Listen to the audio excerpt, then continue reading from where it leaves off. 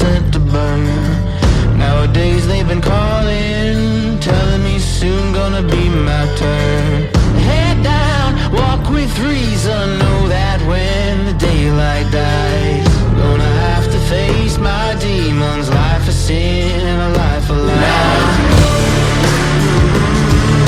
The devil's gonna come when the sun goes down. The devil's gonna come when the sun goes down.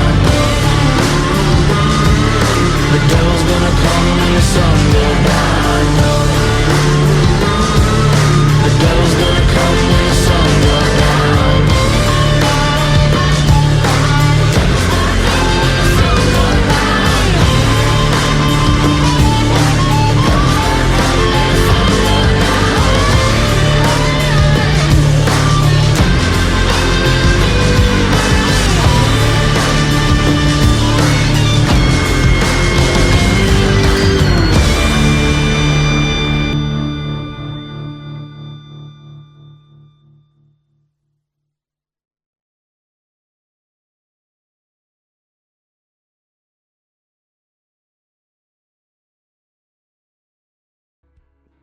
Welcome to The Descent. The episode title is messed up. It's actually episode 56, and I can't fix it. Who wants to do the recap? I can do it. Okay. Did you do it last time? I don't recall. I nominate Brendan, as usual. Oh my God. And when nobody picks it, I nominate Brendan. I avoid this for a reason. It's truly going to be a miserable experience for all Well, of us. just give me the cliff notes. We know what no, happened. I'm going to do it, but... All right, well, give me the cliff notes. You ain't got to let's spend all see. day on it. We head out into Hex F7 for the tributary of the Styx with only some minor amnesia. Head into E8. Tannis sees a white marble face sticking out of the ground. All right, we can start going through some of that stuff. But we basically travel for a long time. We find 6 wrecked war machines, dead Wanty Malison, with a Jolly Roger tattoo on his back. What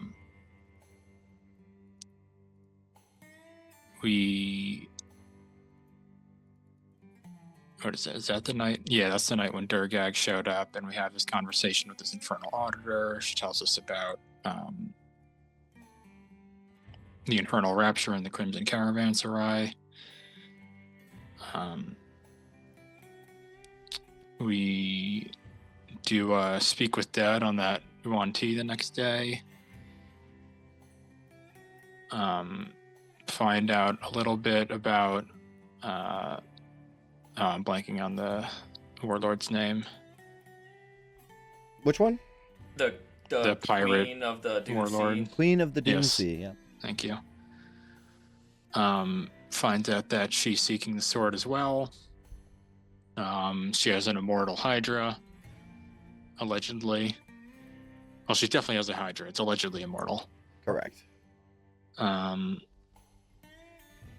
But we keep moving that day. Come across massive monoliths. And then we eventually make it to the Crimson Caravanserai, great black iron bridge teeming with fiends. Shanties clinging all along the river.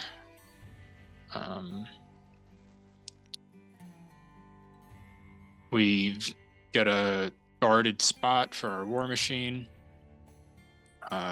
Exchange some gold. Or exchange some chits for gold, and then have a very normal boat ride to a very normal place, the murder market, where we find out quickly that we shouldn't be there. They sell murder there, over, yeah. Started heading over to the Crimson Souk and buy some more mundane supplies, some potions and stuff. And then approached by a grotesque fiend with a proposition is my last note. Yep. So, first things first, before we get started, this is our Halloween episode, and it is tradition that, like characters in a video game, you can give them different skins, right?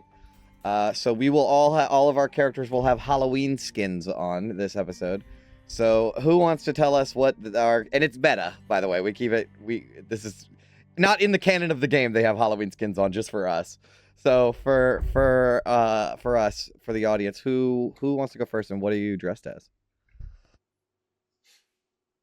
I can go first. Yes, please. This is very much inspired by a costume I saw during trick-or-treating this past weekend that I thought was hilarious. So Tanis is wearing black leather pants that, like, with the armor piece that kind of comes up to his, like, covers his abdomen up to his chest, a pair of overalls over it, and then black leather over his shoulders, and a big full face iron helmet. And the top half of it is actually inflatable, as Tanis' actual torso is sticking out on a little thing on the back, wearing a helmet and flaps with tight black goggles. I know who it is! Master Blaster. It's Master Blaster! From From Mad Max, Thunderdome. yes! I got it with the it was when you did the helmet, I was like, is he Master Blaster? Yep. Awesome! And it's all, that part's all inflatable, and so he's Oh, like, kind hell of like got the yeah. arm stitched to it. Oh, so. bro, take inspiration for that one. That's good shit. All right, who's going next? I can go next. Mhm. London and Django have matching outfits, again, very heavily leather clad, with a big leather cowl on the top with ears that you could maybe kind of see. And London says, I'm a ranger. I'm from the Flaming Fist, but you can call me Vengeance. Perfect. Okay, who's next? I'll go. Okay. August is dressed, honestly, in kind of the same colors he always is, but just more wizardly and with a big I pointy guessed hat, it. and he's dressed as Elminster. I guessed it. Elminster. He's got the beard though, right? Yeah, like a mall Santa, big Yes. white fake beard. Yes, perfect. That's great. All right, Ophelia? This may not make sense without the picture, but she is wearing a dark navy blue schoolgirl's uniform that is all kind of torn and fucked up, and the arms are ripped off. So exposed arms, fucking jacked. He is Hinako from Silent Hill F. Okay. I have no idea what that is. I'm about to look it up right now. What is it? Put the picture in the group chat. That's the one I posted earlier today. Oh, okay. It's the Oh, that's girl from beautiful. Silent Hill That's F. beautiful. Here, I'll throw it on the. Oh, I won't throw anything on anything. Muscle mommy. My screens are not moving. But yes, I Do see not it. say that again. You will get punched. Okay, all right, perfect. And then so Gio is not going to be here this episode, so Vin is just going to be kind of in the background, but Vin, from what I understand, is dressed up as Doctor Doom. So I imagine she has the mask down and a green sort of hooded cloak. Okay, cool. Oh, Lulu. Guys, what is Lulu dressed as? Oh, yeah. What is Lulu? She's dressed. Doesn't have to change that much. Just a little red down the trunk. Alabama Crimson Tide logo. Flag sticking out the Absolutely back. not. Roll Tide. Unsubscribing right now. Okay. She's got to be something that matches her personality, right? Yeah, like a unicorn, just Unicorn horn is taped to her forehead. Oh, I know. Fucking a Macy's Thanksgiving parade floats. Float. So she has, yeah. She's got the strings. It's got a little string. She's got little strings coming off. I kind of like that. Okay. She's a unicorn float. She did because Yes. she's one of those people that like couldn't decide. So she's like, I'm just gonna be amalgamation of everything. Yeah, very Lulu. Okay, cool. I mean, Lulu would be the Pikachu float, but we got copyright issues. Oh yeah, that's true. The Pikachu, bro. Actually, take it all back. She's the Pikachu float. That's actually really good. She's got the little red cheeks and stuff. Yeah, that's good. Okay, all right. Well, anyways, thank you for that. So let's get serious.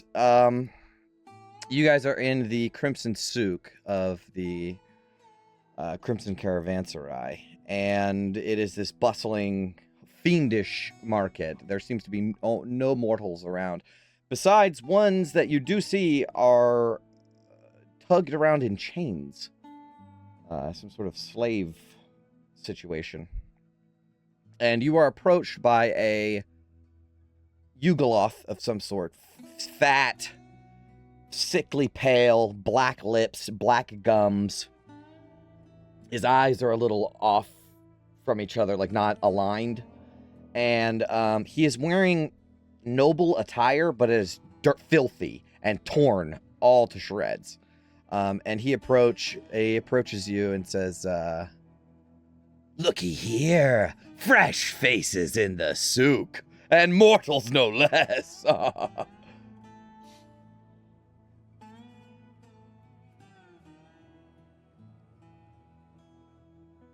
Caught your eye for something, or just staring? Oh, my apologies. Allow me to introduce myself. The name's Blotch, humble servant of the souk. And he does a bow and almost sort of topples over, so he straightens back up. Everybody who's anybody in this god's forsaken pit knows me. Do I believe him, or is he just trying to pull one over on a bunch Make of an fresh-faced insight mortals? check.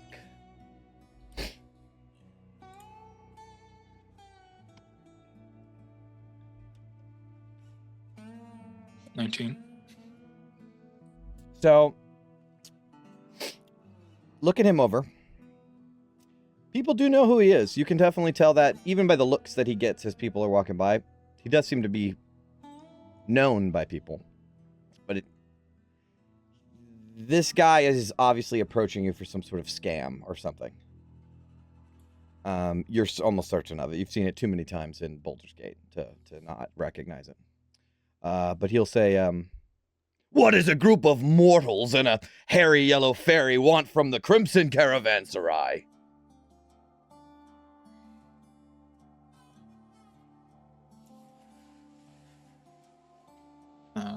We've heard wonderful things about the Infernal Rapture, and even that the operator is immortal, so we figured we might have a chance to get in. Oh, the Infernal Rapture is one of the greatest luxuries in all of Avernus. It's up there, and he sort of motions up to the central basalt pillar in the middle of the river. And he says, but you see, we don't get many mortals walking freely through the caravanserai. Most are either in chains or about to be. Ain't the kind of place for, and he kind of pokes. Let's see, who does he poke? He'll poke, August, I think, right in the chest. He say, not the kind of place for, soft folks. You're in luck, though. You're in luck. Because I happen to be in the market for clientele of my unique services.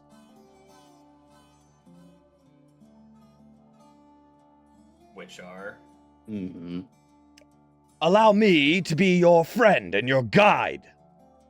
You don't want to go wandering the market blind. Mortals tend to end up and, disappear that way.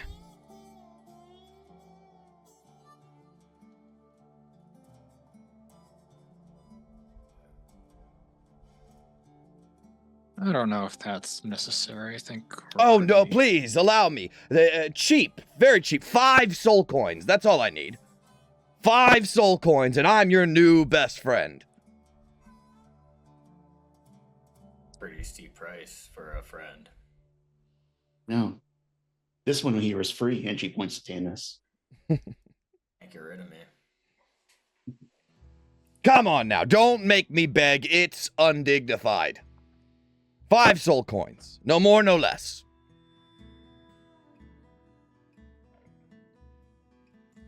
Just to show us around, we've gotten potions and magic items for cheaper than that.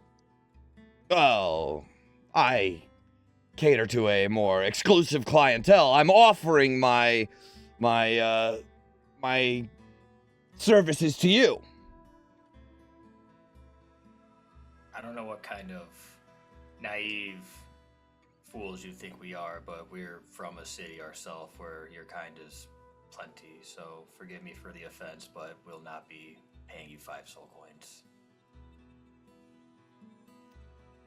Come on now, don't play dumb. You need someone like me. This place chews through soft skin like yours. Normally, my services are quite exclusive, but I like you. Okay, so let's call it 3 coins. The friends and family discount. A handshake between allies. Hope to God you're not family. Fun story. We actually we're finishing up in the souk. We got what we needed, and we were just headed out anyways. Oh, I'll take you. To the boat that we came on. Absolutely. You guys remember the way, right? August, Ophelia. Yeah, of course. Yeah, I mean, this place isn't that big. Look, better luck next time finding some mortals who would gonna pay you that steep price, but we'll be on our way now if you don't mind. As you go to turn, he'll like grab your arm and it's like, every fiendish eye in this place is on you. You're a walking auction lot, sweetheart, but me, you need me. For what exactly? I'm your guide. I see. If London will be surveying the crowd, do people seem to be looking at us, Make a or perception are check. they? Sure.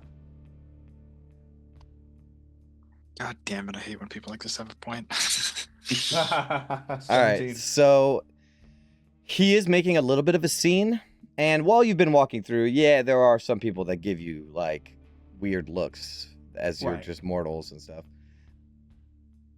But the thing that you notice is that there are those insect-like mesoloths, those ones with the 4 arms, right?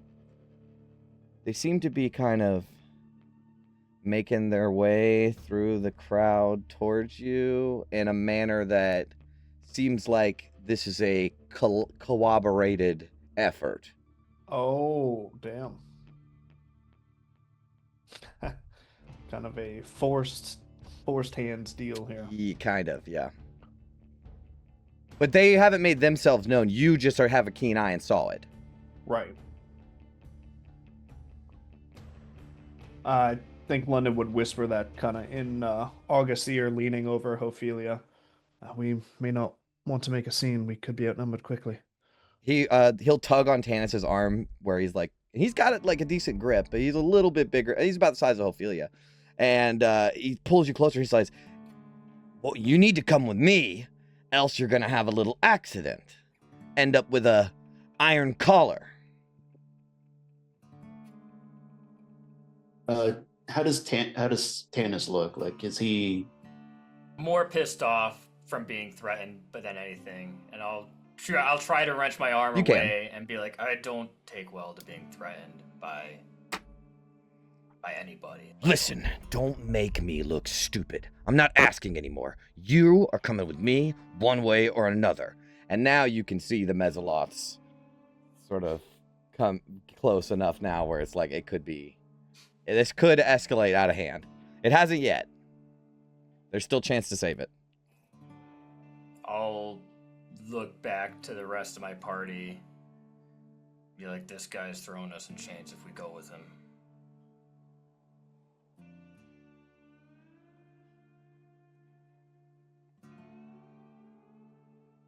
Let's go for now, see if we can at least get out of the middle of the souk.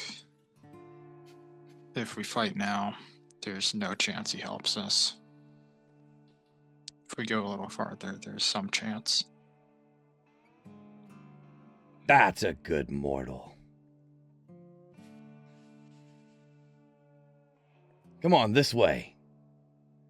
And he will turn around, and as he does, there's a poof, like a cloud of smoke, white smoke. And standing in front of him are 2 really buff, jacked, humanoid-looking creatures. They have glowing blue eyes and blue skin, and they're wearing colorful garments and gold jewelry, and like turbans on their head, like white turbans. And they look like, let's see if I can find a handout of them. They look kind of like this.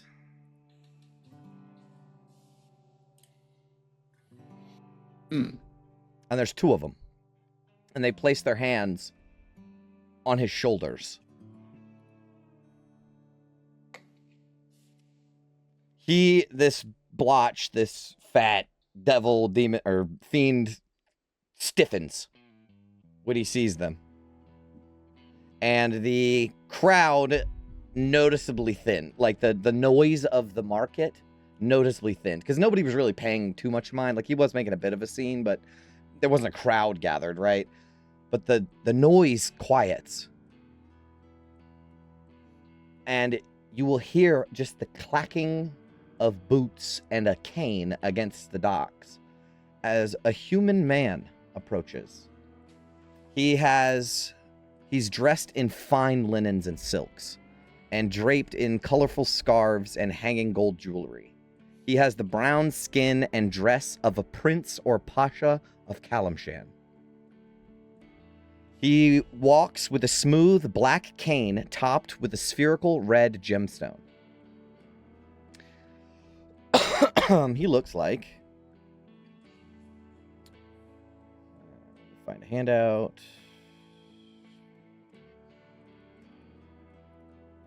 He looks like this. Sort of. He's dressed a little more ornately than this guy. And he will say, Blotch, there you are, my friend. I was wondering how long it would take before you crawled out of your gutter and sniffed out our new mortal guests. And Blotch will say, Mahadi, my good friend, I was just giving these mortals personal welcome, the VIP experience. And this other character, Mahadi, will say, You have done plenty enough, Blotch. It is I who decides who welcomes my guests. And Blotch will say, Yes, Mahadi, yeah, of course. And Mahadi will wave his hand, and these two jinn that are holding on to Blotch's shoulders release him. And Mahadi says, That is all for you now, Blotch. Run along. And this fiend will sort of nervously look about, like, did anybody see that just now? Oh, no. And then he walks away, like, runs away, scurries away. And you are now left... The market sort of goes back to as it was. It's still a little quiet now that this figure, this Mahadi, is in the vicinity. But business as usual. And Mahadi will turn towards the group of you and he will say, My dearest apologies, my esteemed companion. Some here mistake enthusiasm for manners.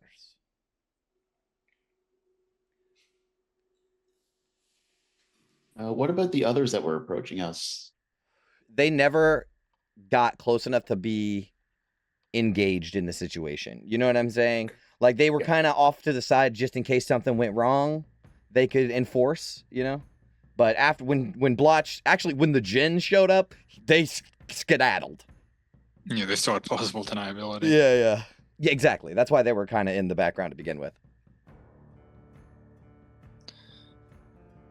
Well, we appreciate the intervention.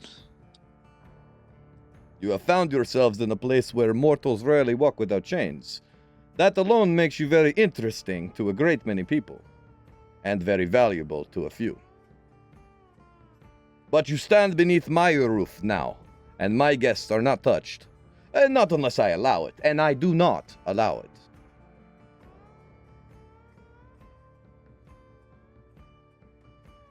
That's very much appreciated.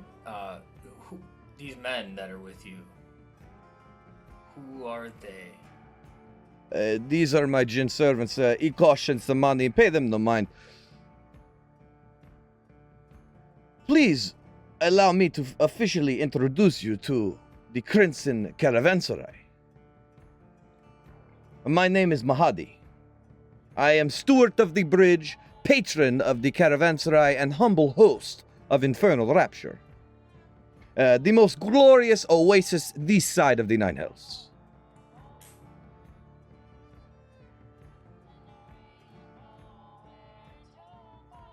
Mahadi, it's a pleasure to meet you, and again, thank you. We've heard about you, actually.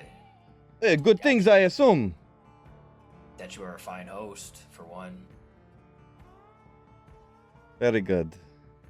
I would hate to remember your faces and not your names. Come. Tell me, who graces my market today? My name is August. I'm Tanis.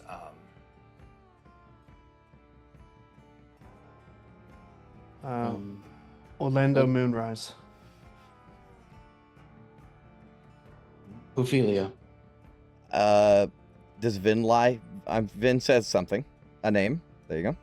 And I mean, we were very specific about Vin, like, explicitly getting a fake name. Oh, that's 'cause of right. her That's right. bounty. She does. So she says some fake name. I'm Dr. Doom. And Lulu will say, and I'm Lulu. And when Lulu speaks up, his face immediately ignites with a huge smile and surprise. Lulu! Lulu, I thought I knew that little face of yours. I had held my tongue. One must not be rude to assume, yes? Hell's below it, it's really you, my old friend. You know Lulu? And of course. I can hardly believe my eyes. How long has it been? Ages, I'm sure. How does Lulu look? Like, is there any recognition? So from her? Lulu looks a little confused. And I think we have this sort of moment where it's like she kind of thinks, do I know this guy? And when she tries to draw upon that area of her memory, August, you get a sensation. You and Lulu share a sensation. It's not like trigger dream vision thing, but it is kind of. Do you remember when you were pulled into the void sludge? There was this feeling that you got like you were drowning. There is that sort of, you get that same feeling where there's like breathlessness and murky water all around you, but it's just for a moment and then it passes. and Lulu will say, I'm sorry, I don't remember you. You do not remember me? No. I must admit that wounds me, little one. But perhaps I should not be surprised. It has been a long time, yes? Please don't take it personally. Her memory was gone. It's not just... Well, I had thought the wasteland had swallowed her up for good, but no! Here she is at my doorstep once again. What brings you back to bless me with your presence? You must tell me everything. No, Ophelia, maybe we shouldn't do this on the street. Yeah. Of course. Well, any friend of Lulu is a friend of mine. You know, I have a wonderful idea. Why not allow me to host you at Infernal Rapture? A VIP stay. A proper suite. Real beds, clean water, food that is a true taste of paradise, if I do say so myself. Actually, I insist. It would be a great dishonor if you did not accept the hospitality of an old friend. We're a little light on soul coins at the moment. Oh, you will stay as my personal guest, of course. Consider your accommodations already paid for. Sounds wonderful, August. Can we go? As long as we'll be able to leave.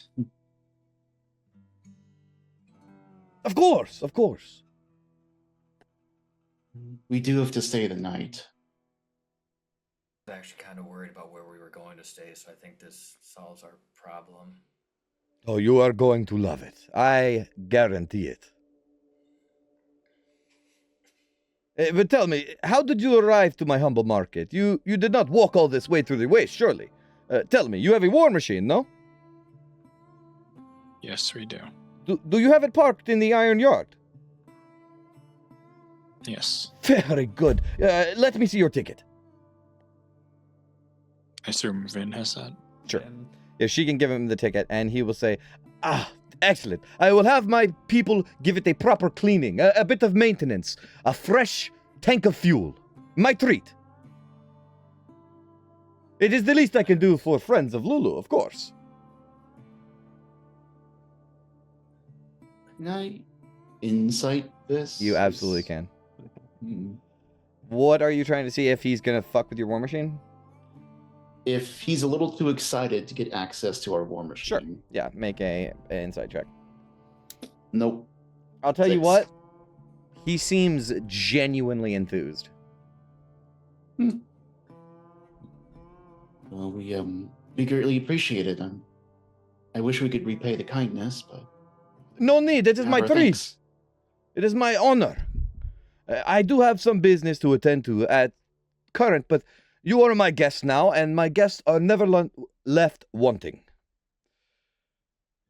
Ikosh, you stay with my new friends and be sure they are looked after.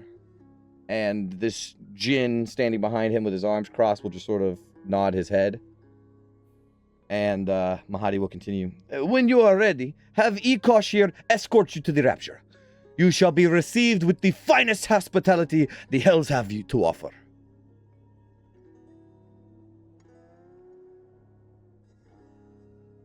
I don't think we'll be keeping you too long. We're almost finished up, I believe. Oh, take your time, please. Explore the market. Ikosh will be sure that you are safe.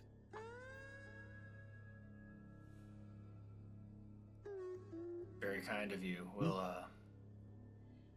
We'll finish up here and meet you where we're supposed to go. Of course. I will see you soon. Thank you. And he will bow so deep, like this is the best day of his life. And he will sort of a hop in his step, in the cane in his hand. He will carry on forward. I will say that whole time that you guys were talking to him, something was off about him, but you're not quite sure what it was. I want everyone except for Ophelia, who'd already made the insight check, to make insight checks. I'll allow perception maybe too, but we'll see.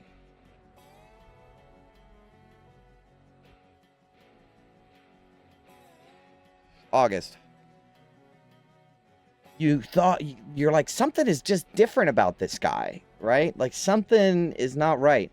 And when he lifts up his cane to be like, and I'll be off, you know what I mean? You recognize it. His thumbs are on this side of his hand. So he's got his forefinger here. It's as if his hands are switched arms. Has he left yet? Yeah, he's gone. Fuck. His genie is standing behind you guys with his arms crossed, just gonna follow you guys around. Ophelia thinks that guy is great. Nice. Lulu's like, I really like him. See, Lulu, you have friends even you didn't know about. I didn't know. This is just what we were talking about yesterday, right? Like we needed friends. London would rub his earring, casting the sending message to Tana. So outside of this bodyguard's awareness, I Sure. guess. Say, is it really possible to have light down here in all this darkness? I mean, a friend of Lulu's is a friend of ours indeed, but doesn't seem to be par for the course. You can respond to this message. I know. Just keep your wits about you. He seems nice, but I mean, who isn't, ready to stab us in the back down here? Do we have any more shopping we need to do, or are we finished up? Did you guys get rations? I thought that was something that we needed. Yeah, I have in all caps, buy rations next week. I don't know notes from last time. That didn't make it into the recap. Okay. Rations were the last thing, yeah. Okay. Well, you guys have like an escort now. He's silent. also- He doesn't say anything. He hasn't said anything. Did we check out the quay? Yeah, that's where you came in. That's the docks that where Oh, okay. you kind of go from everywhere else. But apparently I said that wrong. Key. Key? Chris, stand firm. It's key. Key? we pronounced the key. All right, the key, which is actually a way cooler name, so I'll go with that. So we hit all the quadrants then. Well, we never went to the Shackle shackle market market. because we just kind of figured out Right, that that's well. where they're selling slaves. Yeah, that's just Probably. gonna make us sad, and we can't do Yeah, anything about it. we and, went to like- all the quadrants that we want to go to. Mhm. There also is some shopping around Infernal Rapture as well, like on that central pillar. Okay. Yeah, we might peek at those after the get over there. Yeah, so what did we decide for rations? It's... let me see.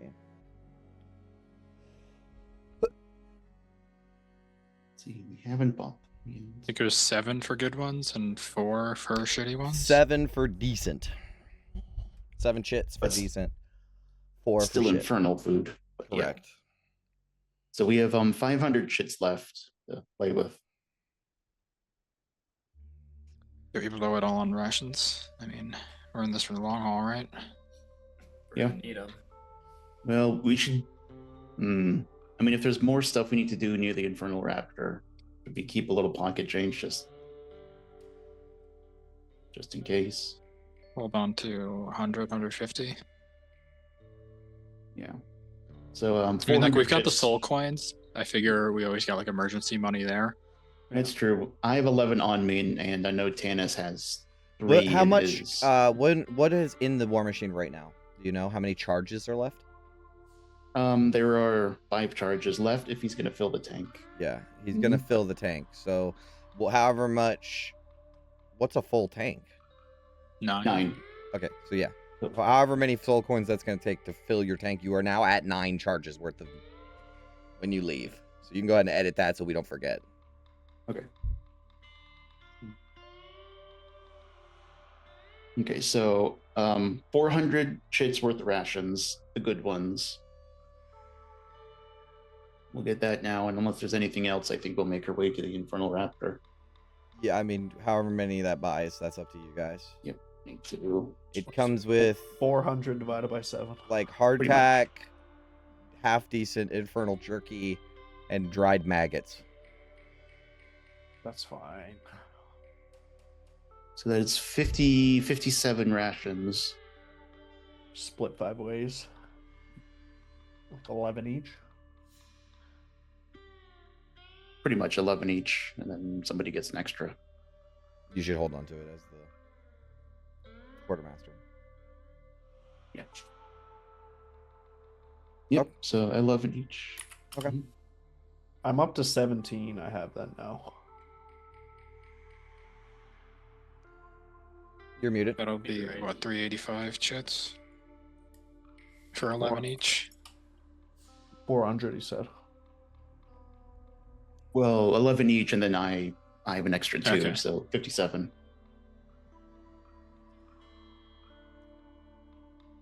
Okay.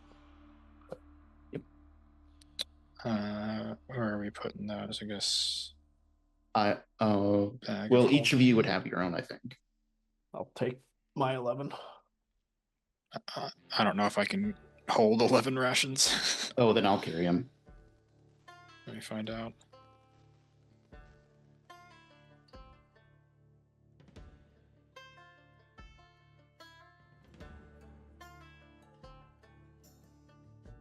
Yeah, can we sell stuff here? I have this old breastplate that seems heavy.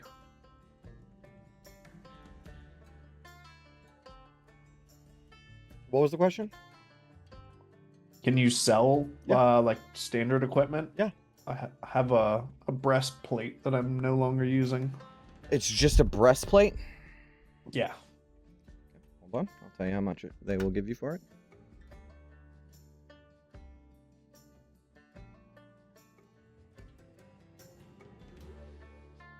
August, if you're Yeah, new I weight, have I got tons of. I got tons of 18. room to- I can track them on mine. It's but a breastplate? Yeah. Because I got the serpent scale mail now. You can get like 400 chits for that. Oh. Good. Tanis, what are you wearing? I too have a breastplate that I'm no longer wearing Okay. because I have I have that +1 chain shirt. So All right, so problem is mine is in my amulet, so I can't exactly get it right now. Right. All right, well, you got, you can get 200 chits for a, what did I say, 400? How many did I say? You said 400 at first. 400? You said it's worth 400. Yeah, it's worth 400. Okay. Yeah, I mean, London will try his hand at bartering this away. Yeah, sure, make me a persuasion check. Ooh, this should be good. I don't know if I've ever rolled one of these before. 9. 350. Well, see, Django, we got a bargain. Sure, I'll take that. If you did a gold conversion, it would actually be worth 800. But you're not going to get that kind of deal around here, so. Yeah. Can we get any diamonds, diamond dust, or silver dust here? You don't see anything like that. You can make a, ask around check if you want. Actually, you know what? Do you make that clear? Like, oh, have you guys seen any diamond, whatever, blah, blah, blah?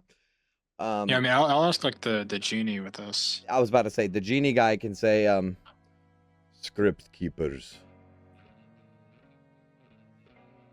And he will sort of point over towards the basalt pillar in the middle of with the spire coming out of it. Tanis, I think you were looking for a magical component. Did we get that? Yeah, I got We it. got it. I got it last Oh, you week. got it? Okay. Yeah, that was like an obscure, weird thing. This is like a legitimate, diamond dust is like a thing that is worth money, so. Yeah, I don't know if diamonds occur naturally in hell. The dope.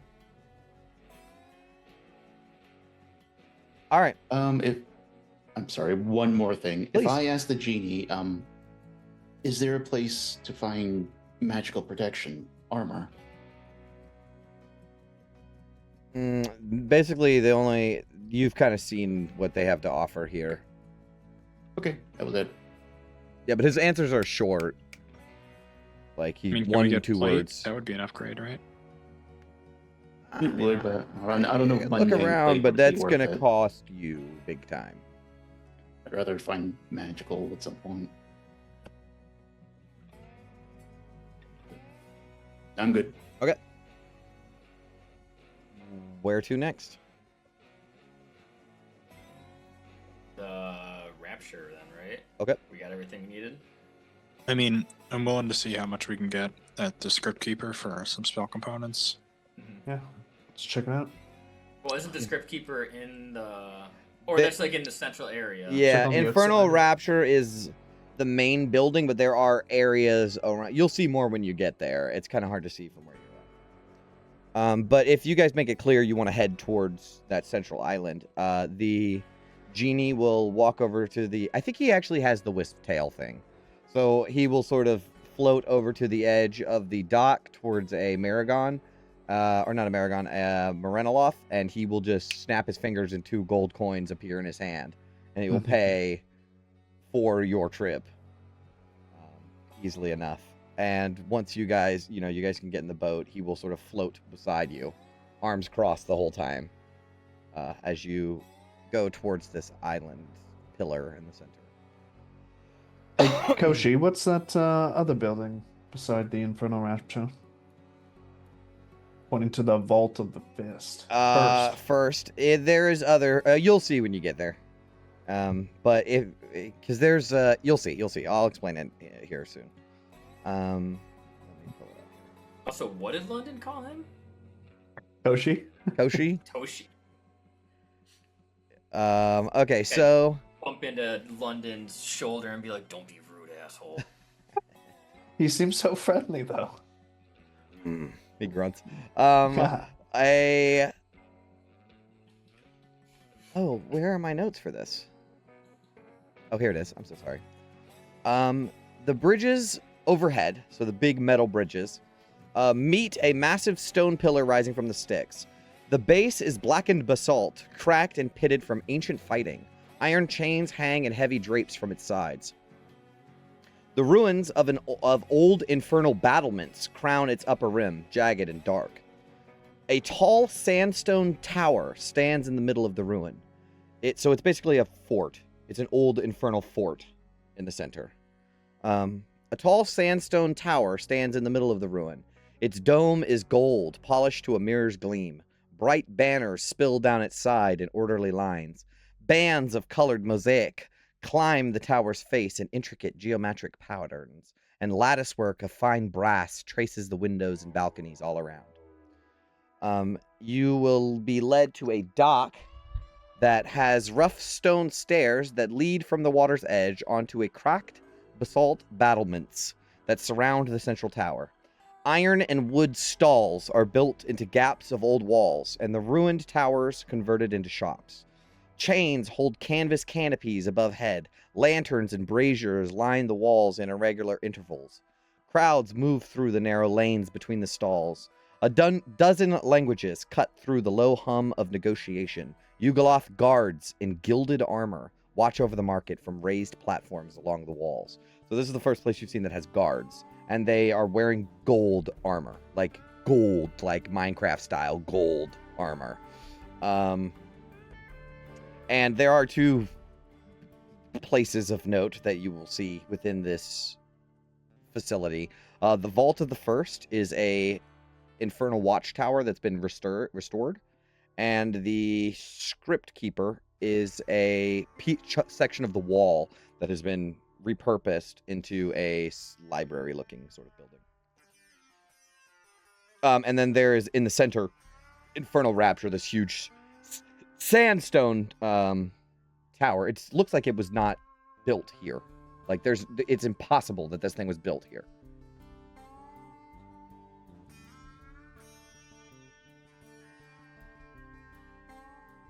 I have to say, it's rather impressive. It's almost a little slice of home down here. Build anything if you have enough slaves. Architecture looks like that of Little Kalimshan, I assume, a It little bit. sure does. And Yeah. Big time. Big time. Yeah, it looks very much like that. It looks like somebody a giant creature grabbed a structure from Kalimshan and dropped it off in the middle of this island.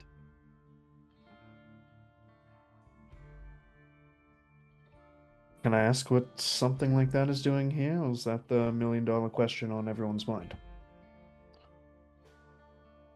But I want to know. It is Infernal Rapture.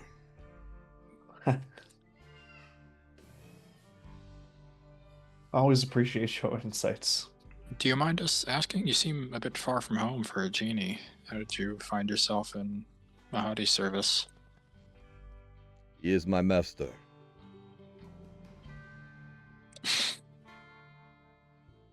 All right. It is Just an protected by the awkward boat arcane ride. seal of Mordecai. Okay, did you guys want to check out the Vault of the First or the Script Keeper? Yes. Yeah. Yeah, Yes if they to can, both. now if they got scrolls of the script keeper too, that would be really helpful. All right, which one do you want to go to first? The Script Keeper? Yeah. Yeah. The floor is black basalt, uneven in places. The walls are a mix of original stone and new brass supports. Shelves made from scavenged timber run along the walls, packed with scroll tubes and bound books. Scroll cases are stacked on stone ledges. A heavy brass counter sits against the inner wall. A single lantern hangs from a chain above the counter, illuminating the face of a graying, jackal-headed fiend in purple scholarly robes. He looks kind of like this. That's Scriven Scry. It is Scriven Scry, yeah. But it's not actually Scriven Scry, but it is the same kind of creature as Scriven Scry. I'm alone. He says nothing when you enter. He seems enthralled in a book.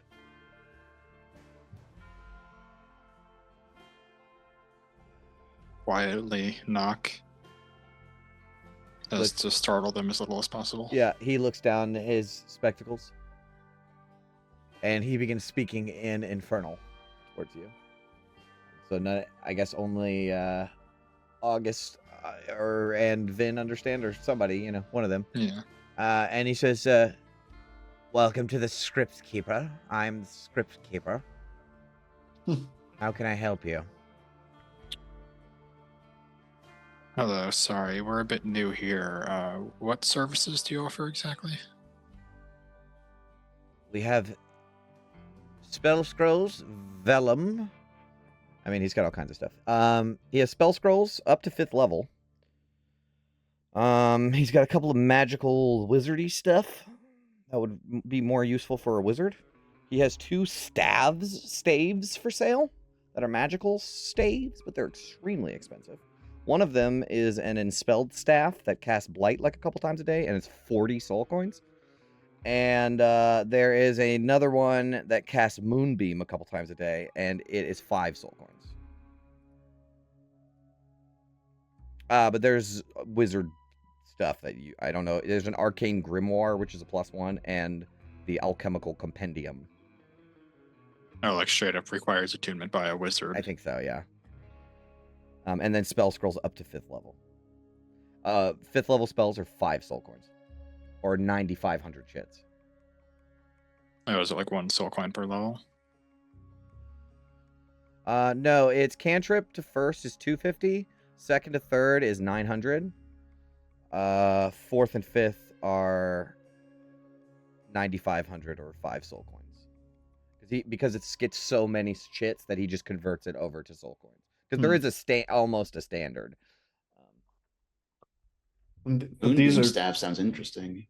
Dude, I was saying, let's all get them, then we can do the triple moonbeam again. Yeah, and if it's like 2024 DMG and spells weapon, that's 6 castings a day. Yeah. I have so many spell slots for healing, but that's 5 soul coins, so that's pricey. It is, yeah, it's 5 soul coins. I do have 11. That's your What about whole scrolls, fuel. That's though? like half your fuel, bro. Honestly, yeah. a scroll of greater restoration might be more worth it for that price. What is The that? scrolls are 3rd or 4th? 5th. 5th? Yeah, that's the highest he's got, too.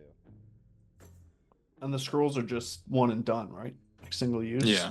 Yeah. And I think, I to be fair, I have those as rough pricings, but I think something like Greater Restoration that is high demand and also like rare as fuck in hell, I think it would be actually cost 6 soul coins. So we probably can't afford that, really. Stuff that is useful as Greater Restoration, yeah, it's gonna cost. Yeah. But he will also suggest that he has the diamond dust and such too, and I can give you prices depending on how many, I know the conversion rate, right? So however much you need, I need 100 gold worth of diamond or whatever, I can do the conversion. Is there potions as well? No, he doesn't sell potions. He scoffs. Like, potion, what is this? What do you think? I fucking liquids in this place? I don't think so. But he also, this is like a wizard's wet dream, right? He sells, like, the magic stuff for this ink and the paper and spell books, like, for writing spells in. But he also sells the parchment that you write infernal contracts on. Does he sell powdered silver? Sure. Just thinking I could make holy water if I had 25 gold worth. It's going to be a little more pricey because it's a little more high demand. And also fiends don't like fucking with it. So it's like volatile substance. You know what I mean? I mean, I'm asking the group if it would be worth making a few bottles of holy water. Yeah, like I have 50 gold worth of powdered silver right now. So that's 2 castings of ceremony. Don't we have some holy water already? Yeah, I think I have a vial. Oh yeah, or 2 you as grab well. some from the center of I mean, it's not a bad idea to stock up on more if we want to start using it. I just know we've been sitting on some and just hasn't really came into play. Yeah, and like 100 gold pieces worth of powdered silver. If we had that in reserve, I could do magic circle at some point. Don't know what we do with it, but it'd be an option. What's that do? It traps fiends in a magic circle, or protects the person inside from fiends. It would be good to stock up if if it's not too unreasonable. Monster, just keep the silver on us. I'm more interested. Honestly, I think it'd be better off spending the chits on the diamond dust, Well, that too, but depending on how much it costs. yeah.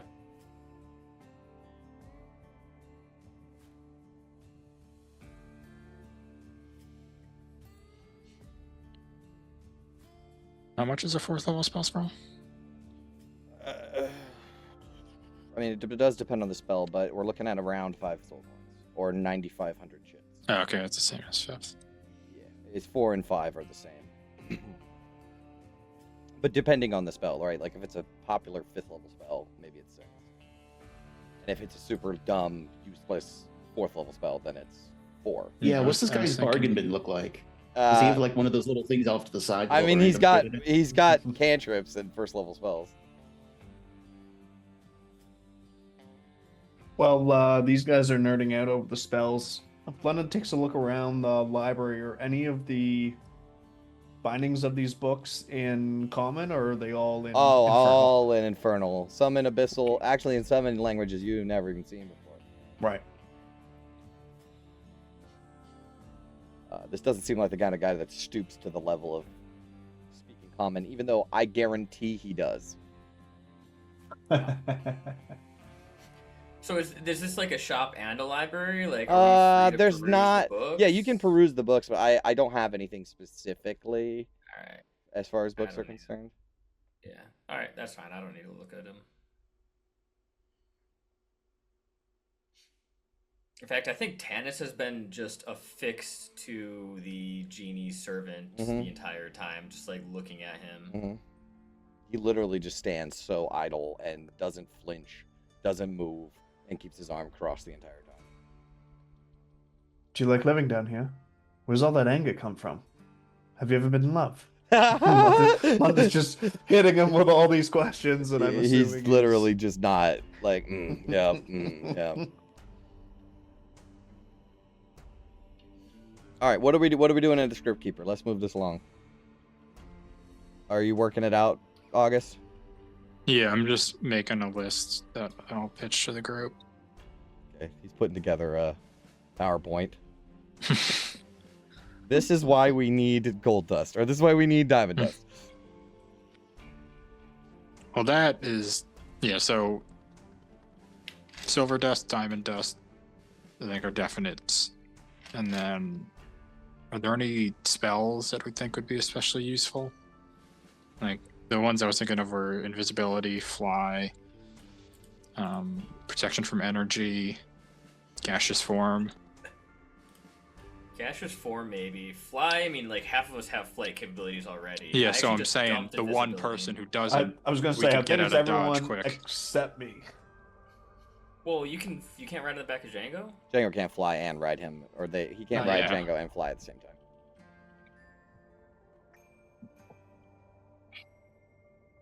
Plus, this is Chris we're talking about. He does not use his abilities to the best of the abilities, right?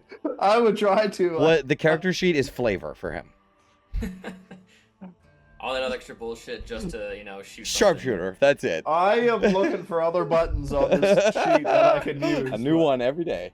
I'm just worried that if it's like 3 soul coins for a spell slot, it's like that's so steep when we don't have a lot of fuel and we have a lot of places to go. Yeah. I mean, Don't you have that's to how much. roll an What, it was Arcana like check to use it as well? 900 for up to 3rd level. Like 3rd level is 900, 2nd level is 900, cantrip and 1st So is me- 250. Soul coin, we could get 2 third levels. Soul coin is I can't remember. 2,000, I think it is. Yeah, but the conversion's lower here. I think it's like 1100 or something. Hold on, let me actually check.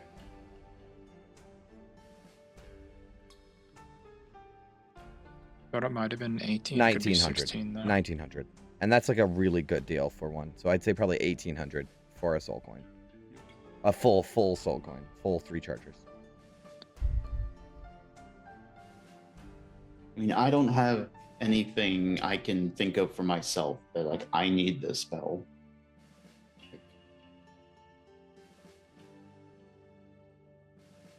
The material components, I think, are more important right now. Yeah, all right. So let's see how much those will run us before we start spending soul coins. Okay. How much you need of what?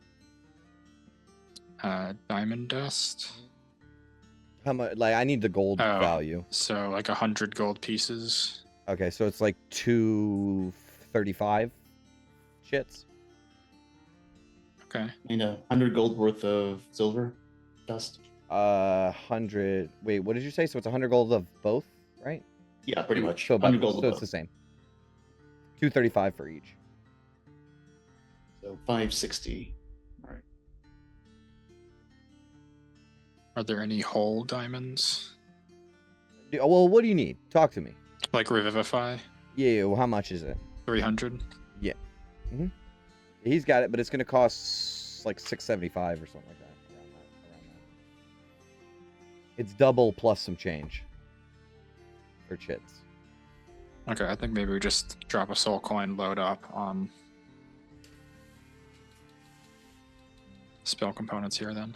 All right, so Get a do that. diamond, some diamond 235 for the dusts a piece, right? For the 100 gold Yep. worth of each. And then, what did I say, 675 for the whole diamond. 75. So that's 1335 in total we have right now for cost. Yeah, and he'll give you he can do a soul coin for 1800 if you have like a full soul coin. So that gives us 665. Ooh, one off left. Should we get another full diamond for Revivify? Honestly, I think we should get one or two more diamond dust things because we are not making it through this campaign on one casting of Greater Restoration. So that's two more things of diamond dust. We have 205 left over.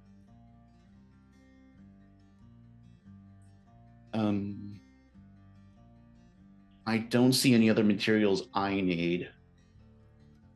Tanis, do you need materials for? No.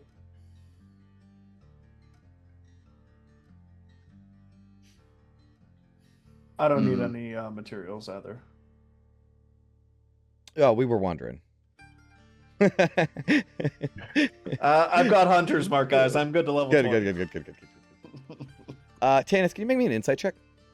Yeah. I'll make it at advantage. Sure can. Insight check, 20 dirty style. You're in and out looking at this genie guy, and you do catch a moment where he sort of doesn't break character, but sort of looks down and he notices your sword on your hip. That's it. He just takes notice of it. It's like, and then he kind of straightens himself back up.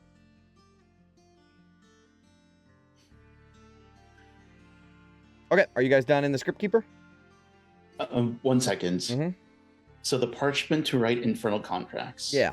Would that be of any use? Asking the group, would that be of any use for us in case we need to draw something up in the future? Ideally, no. True, and devils do more powerful devils can just summon shit. Yeah, like if we're gonna make a deal with somebody, they're This is for bring the imps. paper. This is for imps that are trying to level up. You know what I mean? They can like go fly to a mortal and be like, look, I got a contract. You know what I mean? So. Okay. No, I think that's it. So All right. one soul coin to him. We get 205 back if my math is correct. 230, 466, 230, 230. Yeah, 205. Okay. We have left over. You guys can head out of there. The script keeper himself, which by the way, his name is Drezavelt. Drezavelt will be happy that he got pretty well paid. He doesn't get much business around here, actually. And you guys do you guys want to go to the Vault of the First, or would you like to just head up Infernal Rapture? Might as well check it out. Yeah, I like to check out the vault. August, are you going to have the spell components on you, or? Yeah, I can do that. Okay. Yeah, if I need silver, I'll just go to August. Yeah, or you know what? You want to take the silver? I'll take the diamond dust because I don't know if there's anything you can use diamond dust for. The vault of the first is inside a restored infernal watchtower. The chamber is made of black iron and brass. Rows of black counters face the entrance. Yugoloths in gold armor stand at each corner. A raised gate of iron bar separates the counters from a massive sealed vault door. The door marked with infernal runes and numbered plates. A line of Okay, hold on. Let me pull this up, too.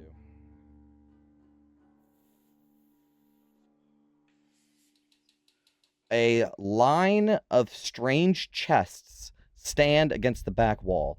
The surface of the chest has the appearance of scaled or smooth flesh. And they're like a greenish hue. Each one has strange spider-like appendages and a glowing green eye and like glowing green eyes all over it. The eyes flit back and forth and stare as you come in. They look like this.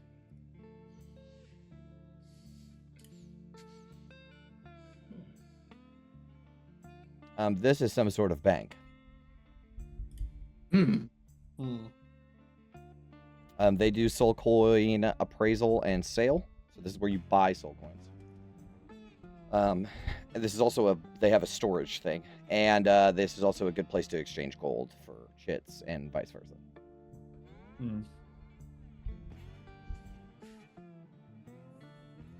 But it seems like the main thing that they do is these weird ass chests.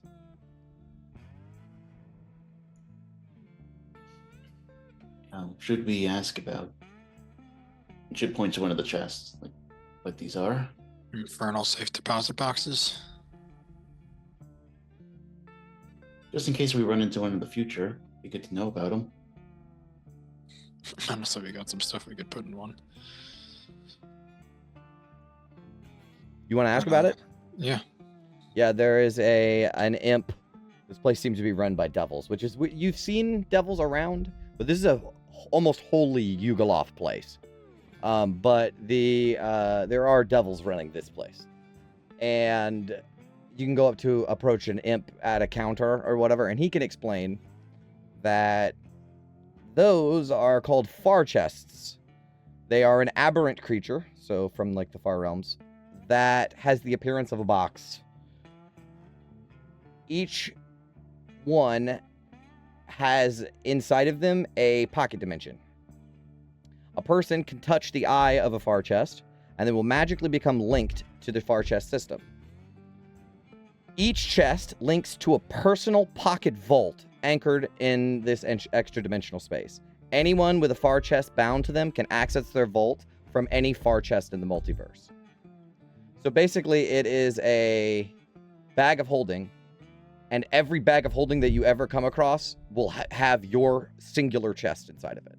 Like, it will have your stuff in it. So you can be at this place and put your shit inside of their far chest and go to a completely different place and pull that thing out of a different far chest. All far chests you encounter are linked in specifically for you. No one else can open your far chest. Like an ATM. Yep. Almost. Kind of, yeah. Yeah, it is kind of like an ATM, yeah.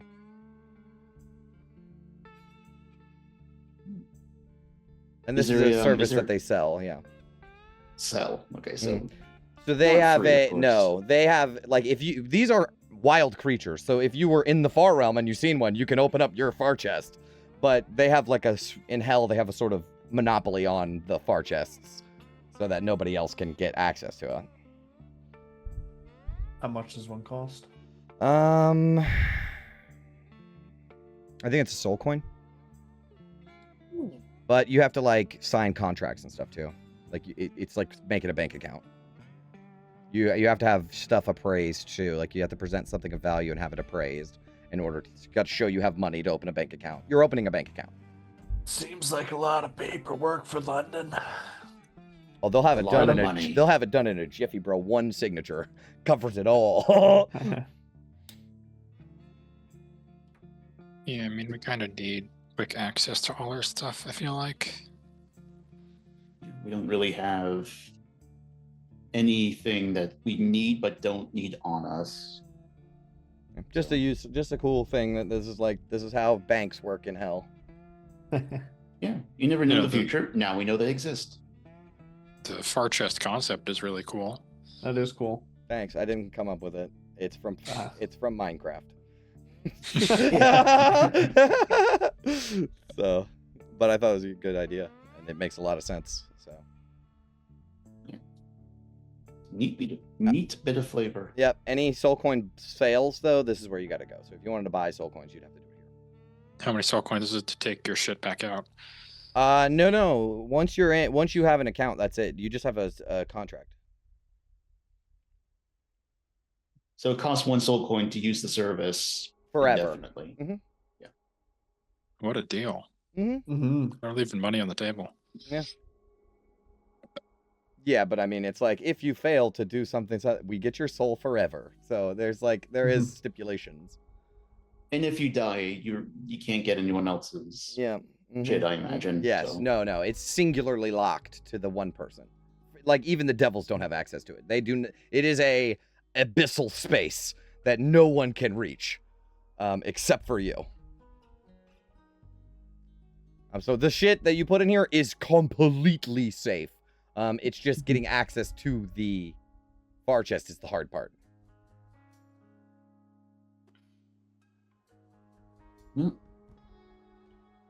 That's all I needed.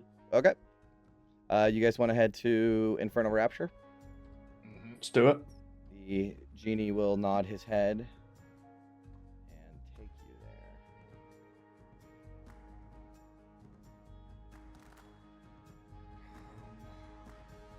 So you will approach the this sandstone tower, and as I described it before, it's beautiful.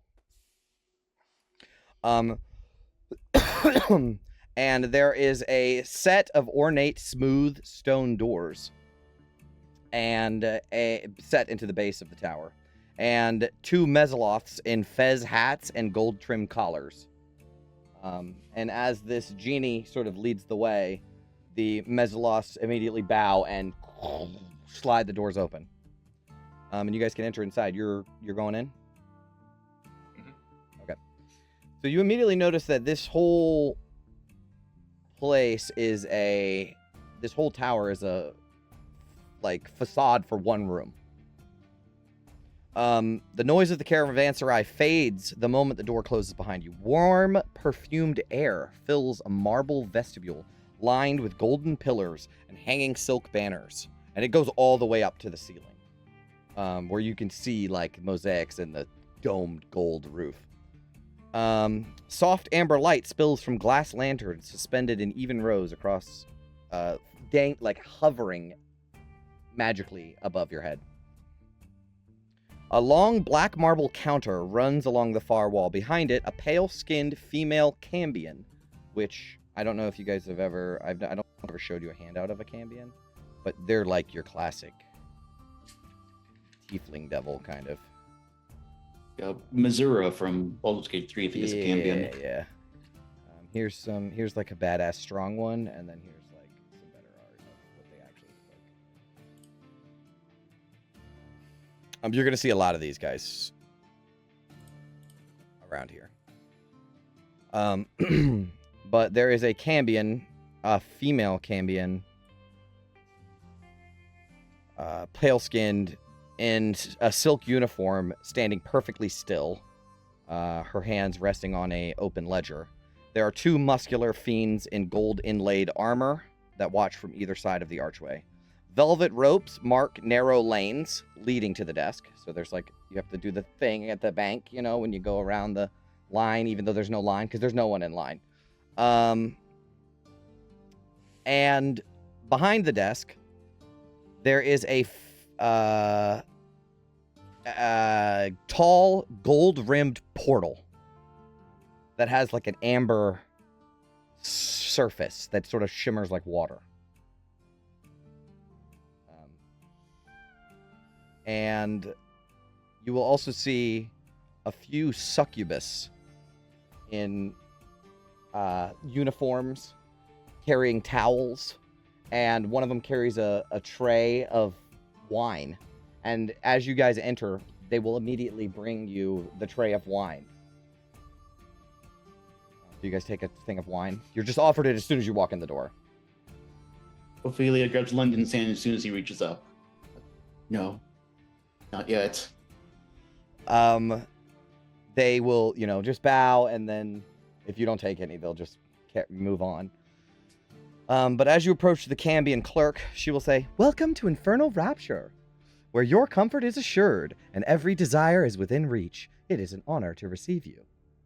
The Master has already informed us of your arrival and instructed you to be received with the highest courtesy."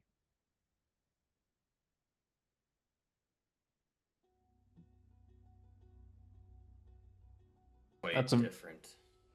Very good, like evil AI voice. Whatever's running, like Handsome Jack, the bad guy from Borderlands, Mhm. probably sounds like that.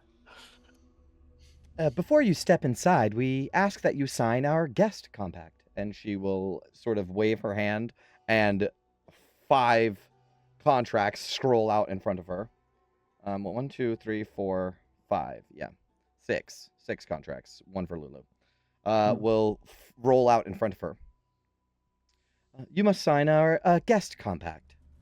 Master Mahadi has already covered your stay, of course. The compact is just a simple formality. And a ink and quill will appear. Let me guess, these are in Infernal? Mm-hmm. Fuck. What's it say, August? All right, this might take a moment as I have to meticulously go through every individual contract. Okay, she can explain that. I'm not taking a word for I it. know. But she will, while you are reading them, she will explain. It is just a simple formality. We ask every guest to sign before entering, not to burden you. It ensures our guests understand the few simple courtesies we ask in return for paradise. No violence, no theft, no disruption. It also allows us to account for any additional indulgences you may request and settle them upon your departure. Nothing more. We also place a protective ward on all who enter. This keeps our guests safe, maintains discretion, and prevents certain undesirable surprises. And finally, by signing, you accept your stay is at the pleasure of the proprietor. Should circumstances require it, we may ask our guests to depart. Always with grace, of course. It's all rather standard. You'll find the rewards inside far outweigh the ink on the page. But you want to go ahead and read this contract because it is real legal jargon. So I'm gonna need like an insight check, please. Now, I'm sure Vin would be Helping. doing the same. Sure, she can help. She can help. So I'll give you advantage. And I'll go the full 9. I'll guidance myself. Okay.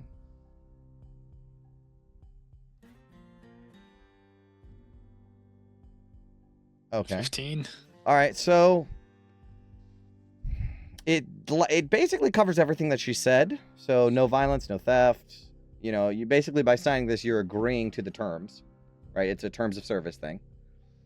But something does stick out in your mind a little bit is there's this big, long section about fees.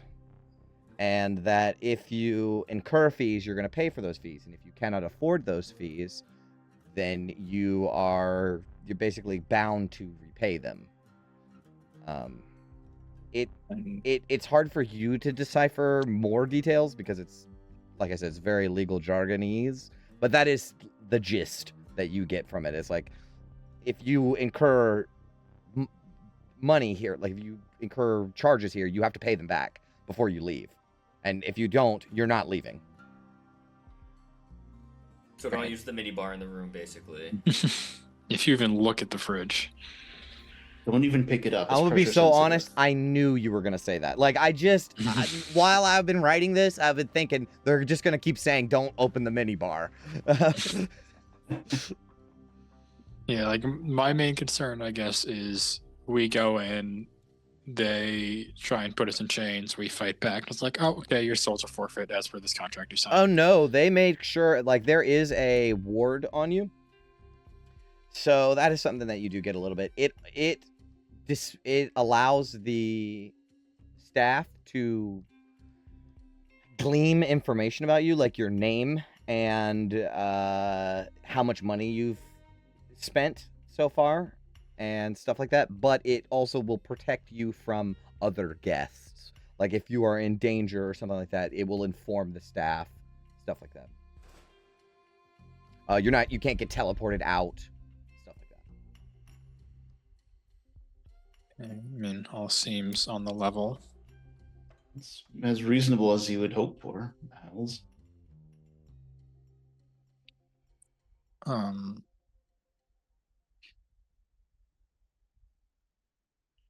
Yeah, I guess my only concern is how, like, what's the word? How minute the details are on these, like, infractions and the fees you can incur. It's hard to say from your check, so. So, yeah, I guess we don't really have a choice, right? I mean, Uh, we're going to turn back now. Ophelia's going to ask the Cambion. Mhm. As part of Mahadi's hosting of us, does he cover any additional fees? The master has. Okay, let me think about how to word this. He has paid for your accommodations.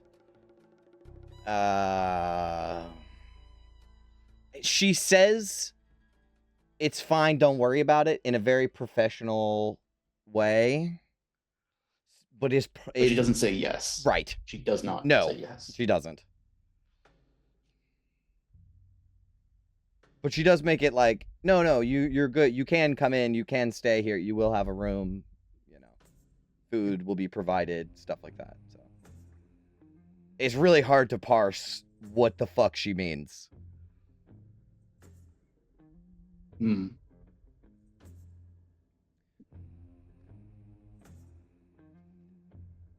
Still talking to the Cambion. Sure.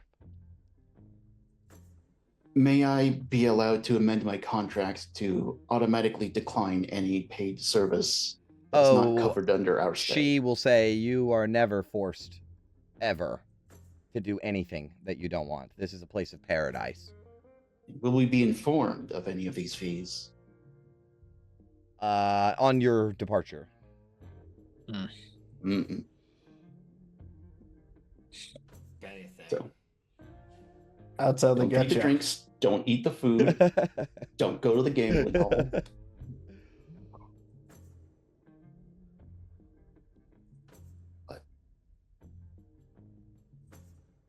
Some things are covered though, like you don't know what is covered and what isn't.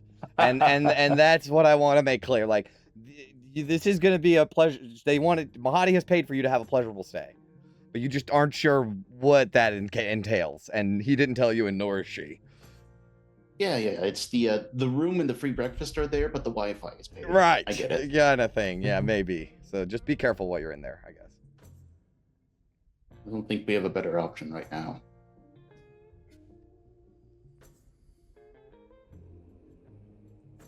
I guess we just foot the bill for 500 soul coins when we get a towel dirty or something. You guys want to sign?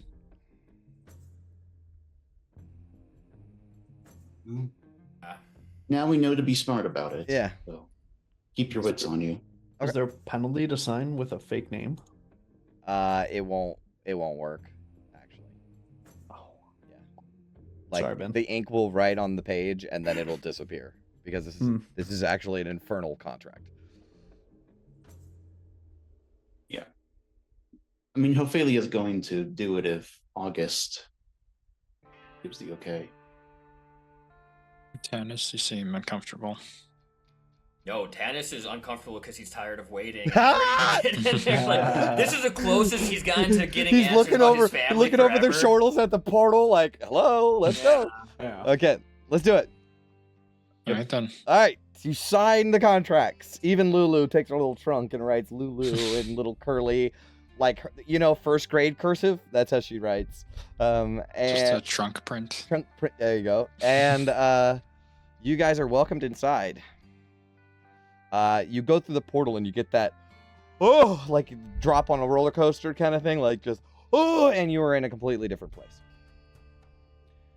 And immediately the weight of Avernus is completely lifted off of you. I just want to reinforce that you are not in Avernus anymore. And it is the biggest breath of relief that you have felt in a long time. Let me see if I can find a handout of this place.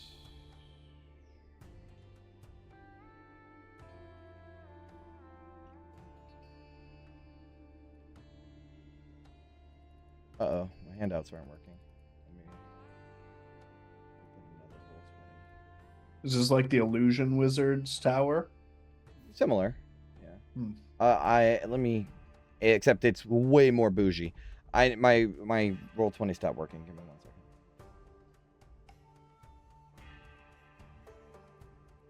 Okay, now nothing is working. All right, a vast. Oh, now it's working.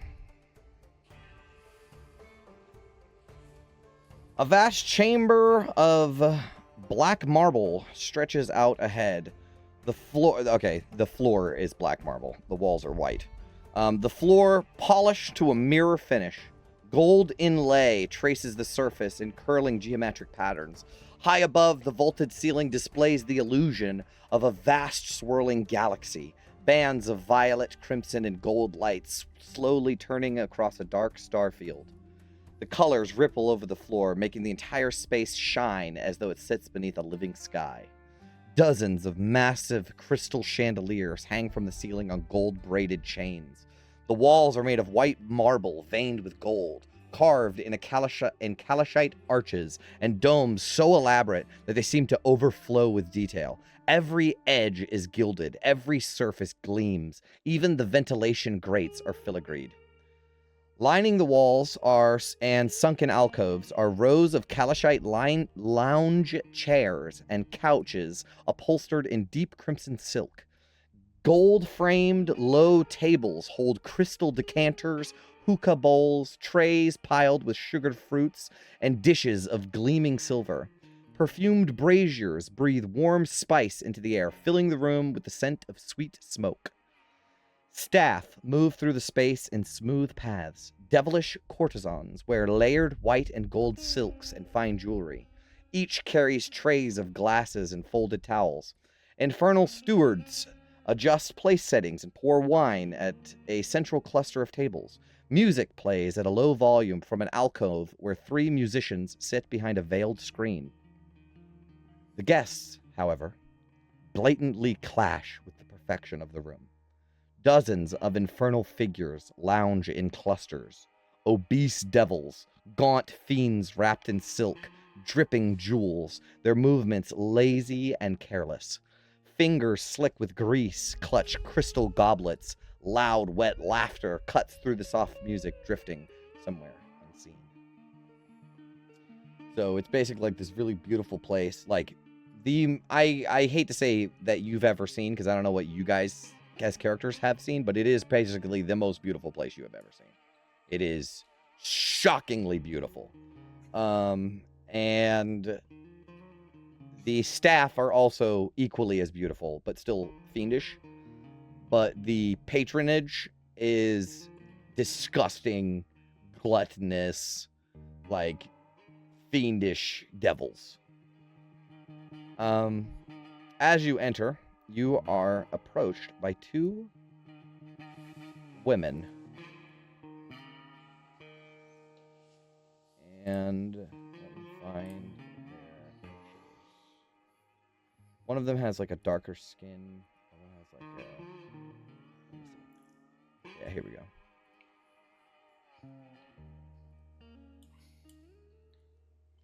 So it's hard to find not extremely crude pictures of its succubus, but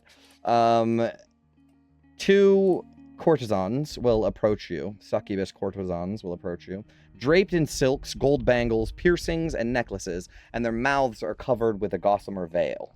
So each of them have like a gossamer veil on their face.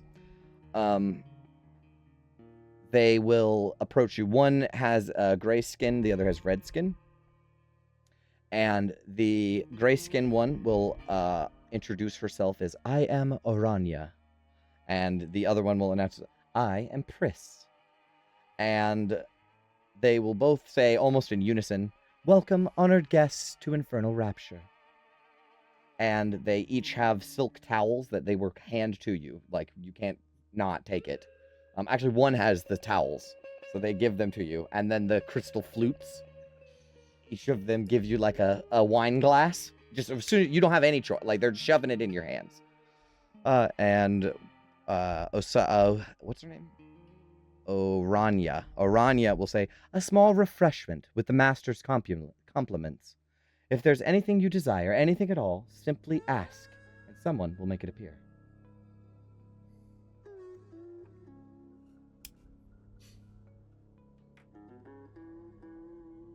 Are we to meet with Mahadi? Is he in? The master is, on business at the moment, but he has already made arrangements for your dinner a little later.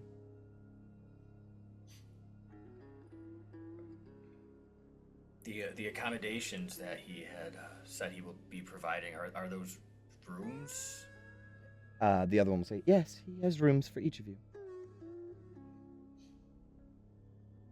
Do we retire for a moment and clean up? I feel very out of place. If you wish, we can prepare a private lounge for you, or would you prefer a bath first? Will that incur any additional fees? I love this. I'm afraid to breathe. How much does this air cost? She will say, we have been chosen to see that every part of your time here is effortless. Whatever you need, comfort, guidance, or indulgence, we will provide it.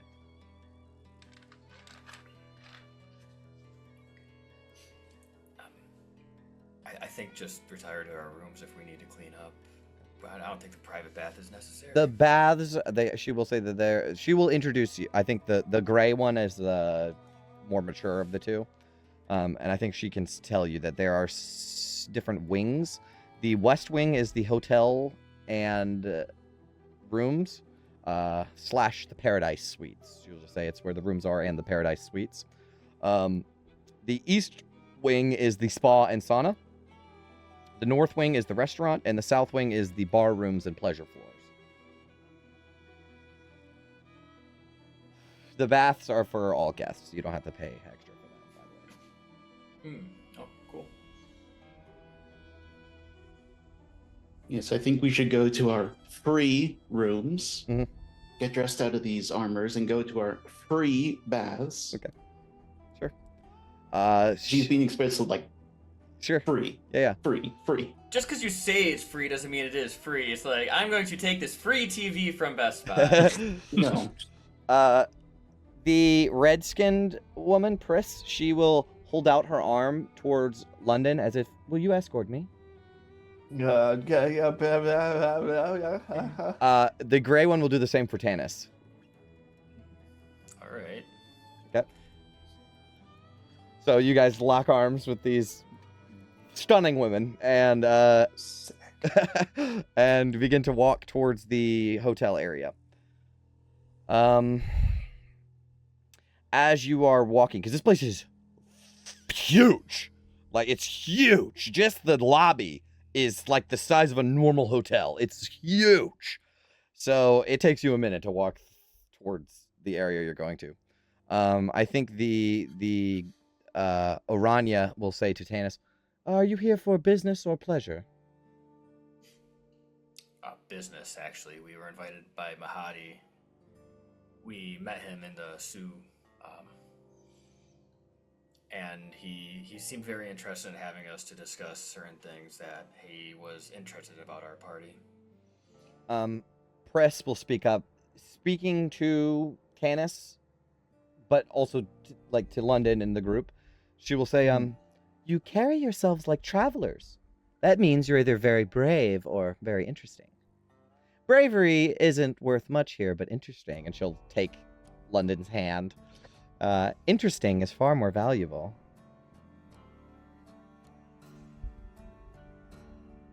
Speaking of valuable, can you just have all of my chits right now? You can just take it all. Let's get this over with. Absolutely. London says nothing. He just opens a bag and starts pulling stuff out. Like, If you guys do drink the wine, because this was a complimentary wine, so you were given this wine as like for free. It is pomegranate wine, and it is so good. You guys have had not had something good to drink alcohol wise in a minute. It is so fucking good.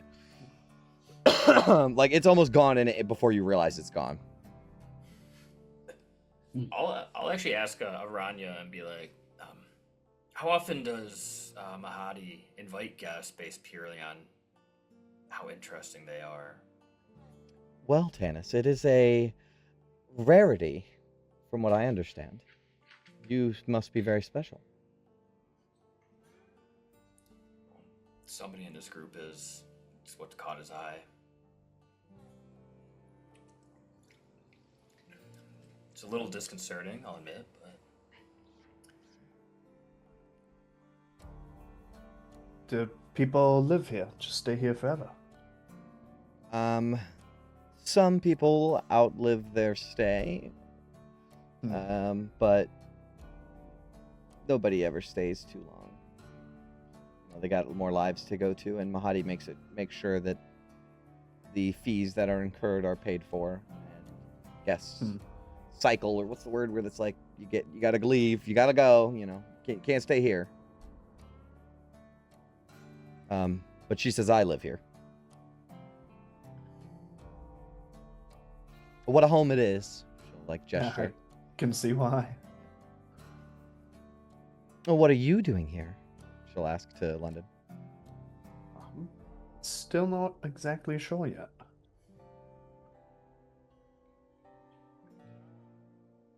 Well, where are you from? A long way from here, that's for sure. So mysterious. Tell me. Do you want to touch my dragon? Pet my meet my God damn it! Yeah. That was funny as fuck. She'll say a dragon. Just Django here for the drink. He's so cute. I could just eat him up. Some people don't see his charm, looking at Ophelia really quick, but I think he's got quite a look indeed. I'd say so. I do like a man that's good with animals. Oh man, so many like dragon taming innuendos are just like flying through it.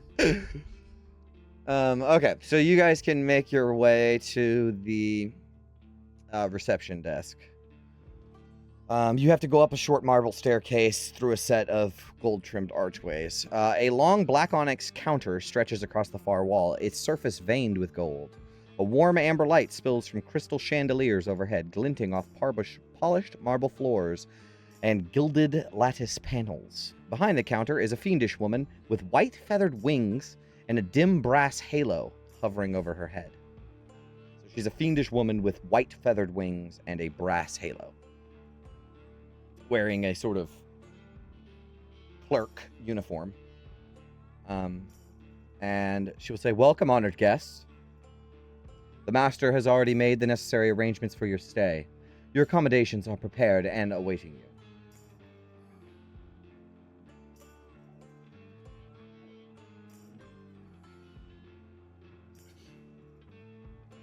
Does she seem like celestial in nature? No. She has horns. She looks like a devil. But a halo with wings, huh? Yeah. Interesting.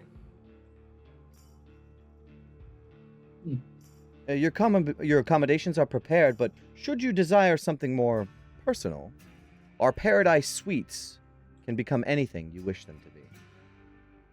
No fantasy too elaborate, no comfort too distant. You need only ask for your dream to come true. So she can kind of explain that they have these white rooms that can magically be transformed into anything. Anything. To the smallest detail.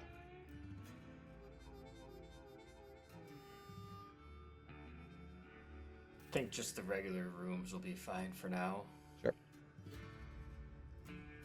She will say, "Should you wish, we can have an escort accompany you to your room at once."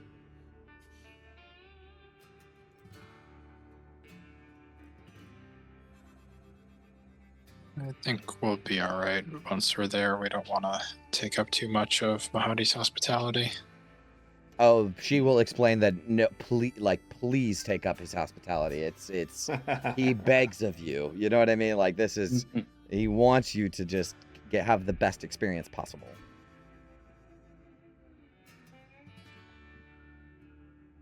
But no, I mean you can. She's not forcing you. If you want the regular room, she'll get you the regular room. But she is trying to upsell you for sure. The Paradise Suites are basically the most popular thing here, and basically everyone always uses the Paradise Suites because you can basically make your room anything and have anyone in it from any time, any place, anywhere, anything.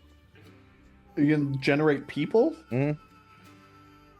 I could think of something really fucking dark, but Yeah, the people that use it for is usually for debauchery. So We're in hell. Yeah. Yeah, no kidding. I was thinking more sad dark, but yeah, okay, go there. no. But I'm saying that's what the devils use it for. Yeah. Yeah.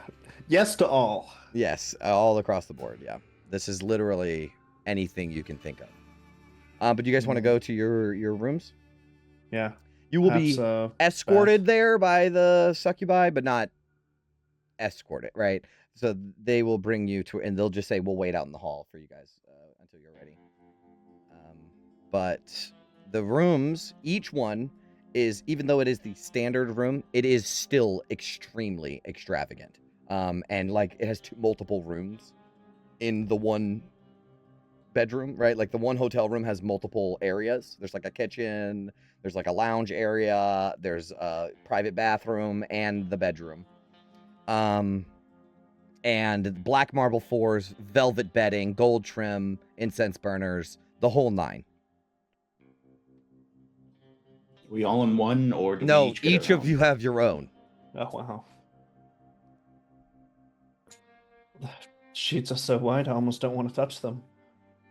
But London will wipe his forehead with the towel they gave us, and Yeah. it's just like, it looks like bronzer. It's like just Yeah, so yeah. orange. It's and- the meme from, or it's the thing from Shrek where she gives him the thing and he just wipes his face with it. Do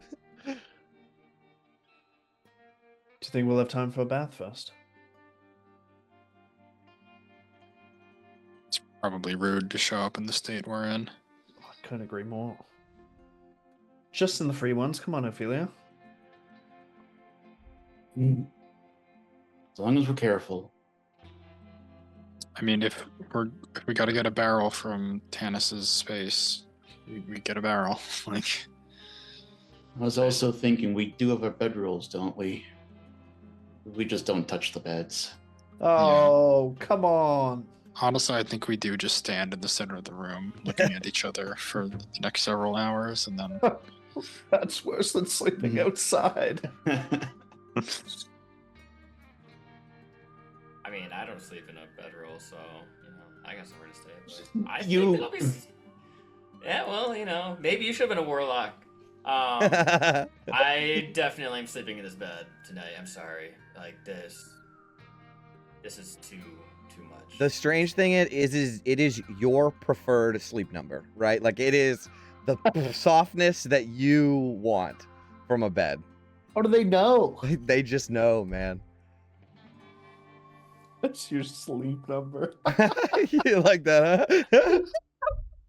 Does it like recline? Oh, up yeah. when you want it? Oh man. All right, so let's ditch these armors and meet out in the hall in 5 minutes and go get some baths. Yep. Yeah. I do have common clothes. You guys can take off your armor. It's crusty.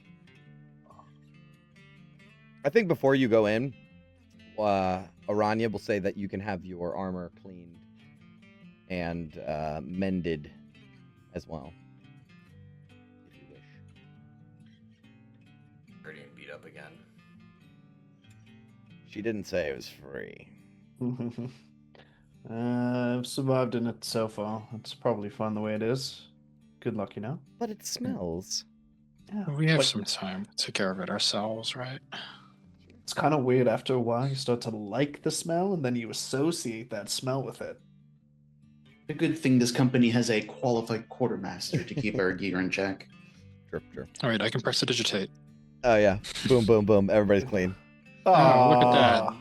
that. No longer necessary. All right. You can take off your armor and meet out in the hall. There is a moment where London comes out and Pris is standing there. And she'll, go to take your arm. Yeah. Mm-hmm. Sure. And as you're walking towards like the lounge that's like in the hall where you guys are all going to meet, she says, "I was curious. What do you look for in a woman?" So in my room, there's a large mirror. Just go look at that. Very good. Because I could be anything you'd like, and she like changes her form to look like a busty barmaid kind of deal, and then she can like change her form to be like really strong, muscular orc lady, and then she Yeah. like changes back to her normal self. Do you know what a thick Latina is? I'm just I know. Okay. But okay, cool. So she's very pleased that you like her appearance as she is. Anything in the world, I suppose. That's kind of the element to this whole place, eh? Oh yes, certainly. Anything your heart desires. No dream too large. No fantasy too elaborate. That might just be the most dangerous thing we've come across in Elturel yet. Avernus. Avernus yet? Freudian slip. He says the first time. Okay. All right, so you guys can meet back out in the hall. Do they have like a house robe? Mm-hmm. A Four Seasons robe in the hotel? Yeah, you take it off the hook. Yeah. Okay. London comes out in the Four Seasons. It comes with the room. You're allowed to steal these. No, the slippers you can take. The robes are not free. Fine, we'll just take it out of his paycheck. We're getting paid now. He'll put it back, but I don't think. I don't know if y'all have like vestiges to wear under your armor. I'm not sure if London has too much. No, I'm sure that you do. You just it's just so buried at the bottom of your bag that you haven't seen it in a while. You do have off-duty uniforms still on you. I imagine you would have brought them with you. I have clothes. It's like standard issue to bring them with you. Okay. So where are we headed? Bath? Baths. Baths. Okay. You are brought down into the grand atrium again. And you are brought towards...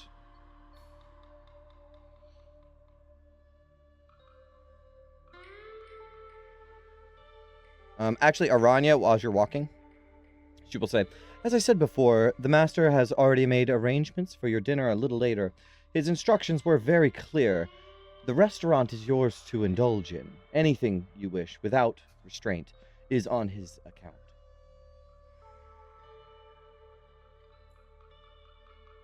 So the restaurant is all you can eat. Like, it is free.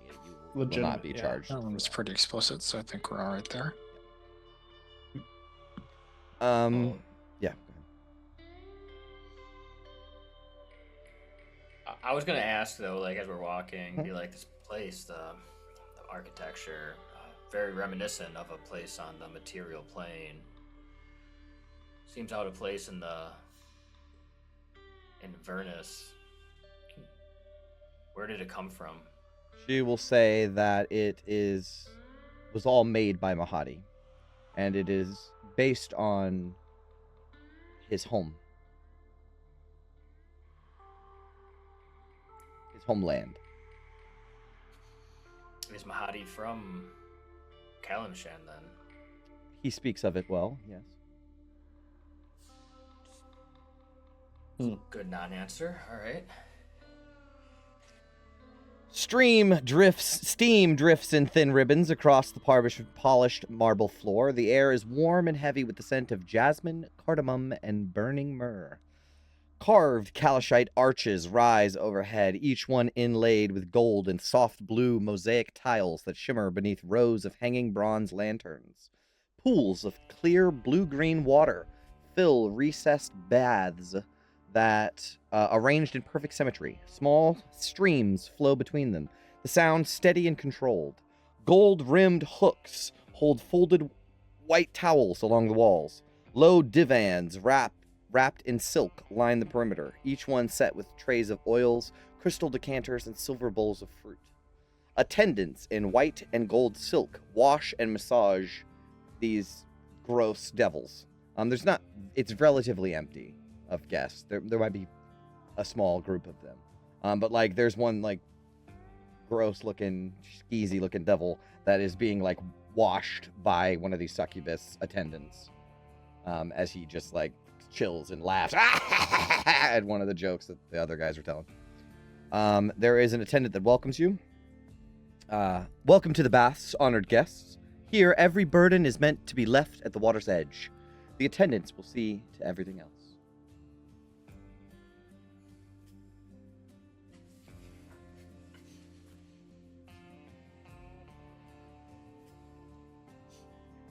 I mean, Tanis is jumping in. Yep. And Absolutely. drops his clothes. Yep. Aranya and Pris will ask if they can join you. Oh, No. No? You say no? Ophelia, don't be rude. Don't be rude. It is your whatever you desire. Shall we?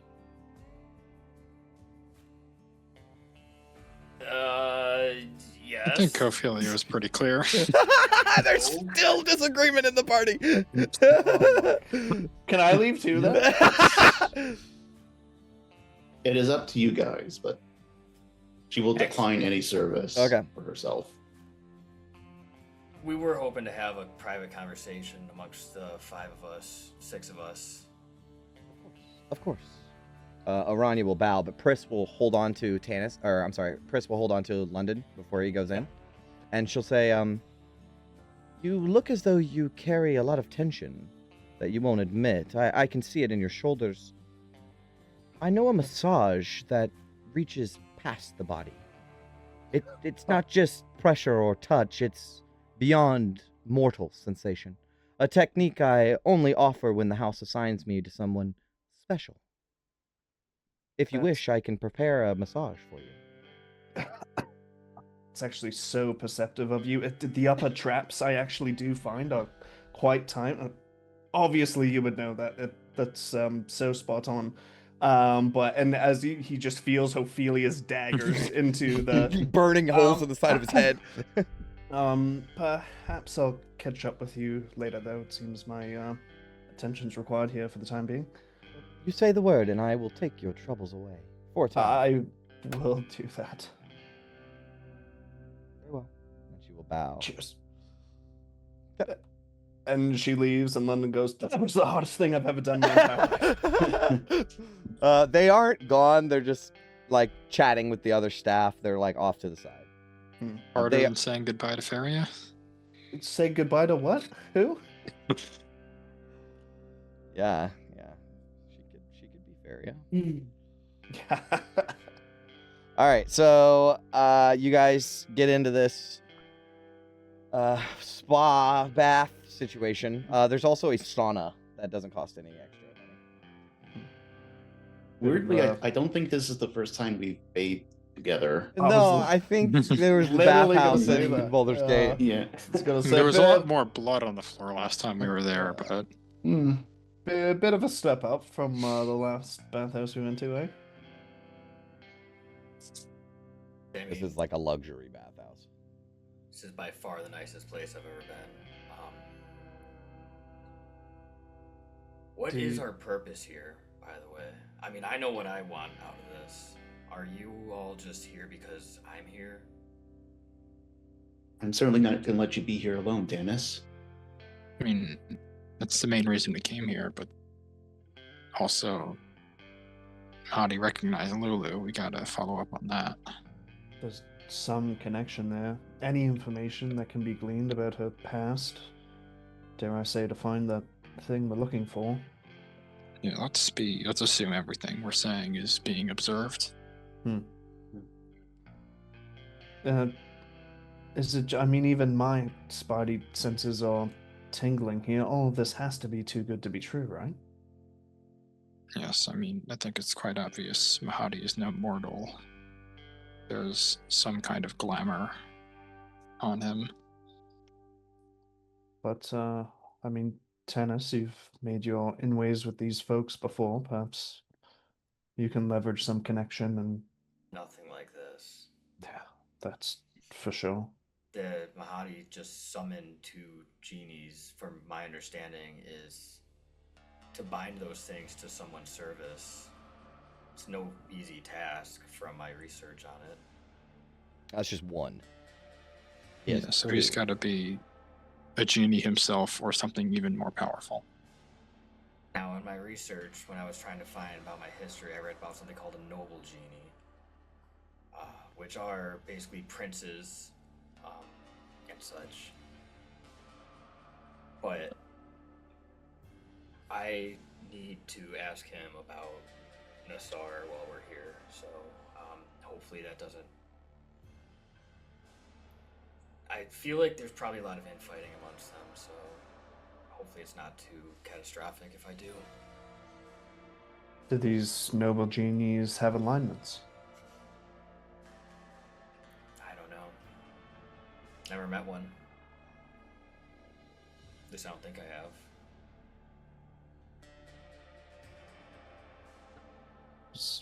Making an ally here of all places seems surprising to say the least.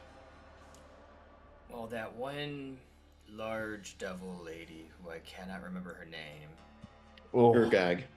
Durgag, did Nice. claim that there are those in the Infernal Rapture who speak ill of Zario. So, Suppose the enemy of my enemy is maybe the closest we can get to an ally or friend in this place. I think it was more like she implied that there are other devils throughout hell that speak ill. Yeah. Sorry. One of the things Ophelia wanted to do was try and glean if she could hear anyone else talking like she was. Like, are there people openly talking about how bad Zariel is, or is it kind of hush hush in proper company? I don't think that you've heard anything. Well, first of all, it's all in Infernal. So unless you... Of course. Do you speak Infernal? No. Okay, So. yeah, it's hard to say. But it seems to be a lot of grabbing, you know, they're having a good time, eating the fruit, you know, they're just... Yeah. Hey, August, what's gluttony look like? That guy. Yeah, take your pick. Gestures broadly. Now, London. And she puts a hand on his shoulder. If you rack up a bill, you're going to be the one washing one of those. I was just gonna... Let's keep our head on a swivel, guys. We can't get swindled here. We can't just fall for every lass that bats her eyes at us, alright? Let's be smart about this. I'm looking at you, Vin.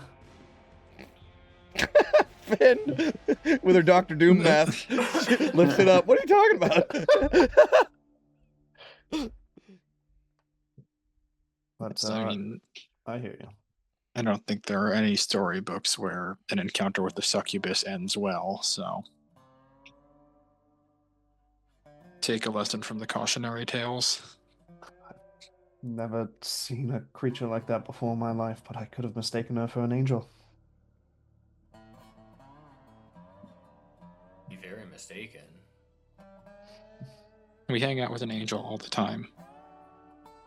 Lulu sucks up some Lulu's water and celestial. blasts it into the air, swimming around, blowing bubbles.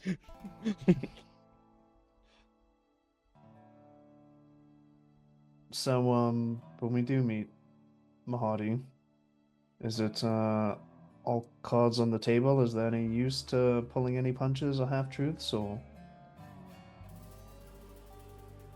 I don't see a reason to spill our guts, but I don't think we should try and mislead him. Clearly, Certainly not. clearly he is a level above us. We have no idea. Better to assume he knows more than he does. Surely not fully omnipotent, though. No, but if he catches us in a lie, that's going to look rather poorly on us. Lulu will come up from the water and say, "We were looking for friends."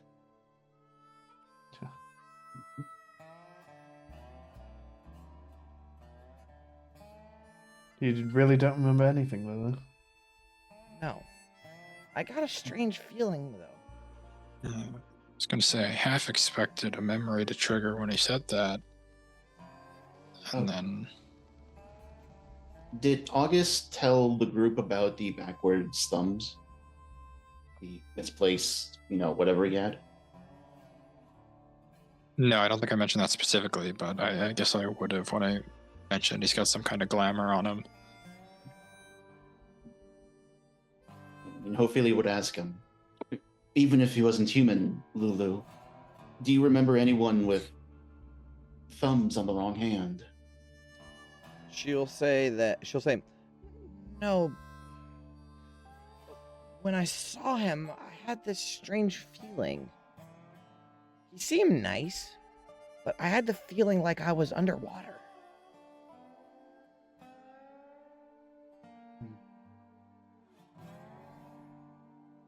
Maybe your memory is being suppressed.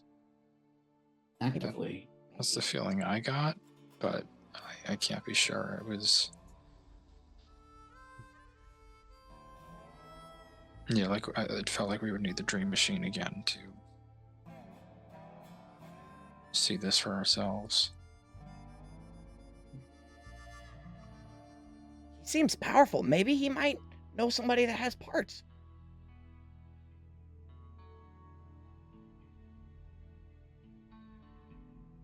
Maybe. That's why we're here, to try and suss him out as politely as possible.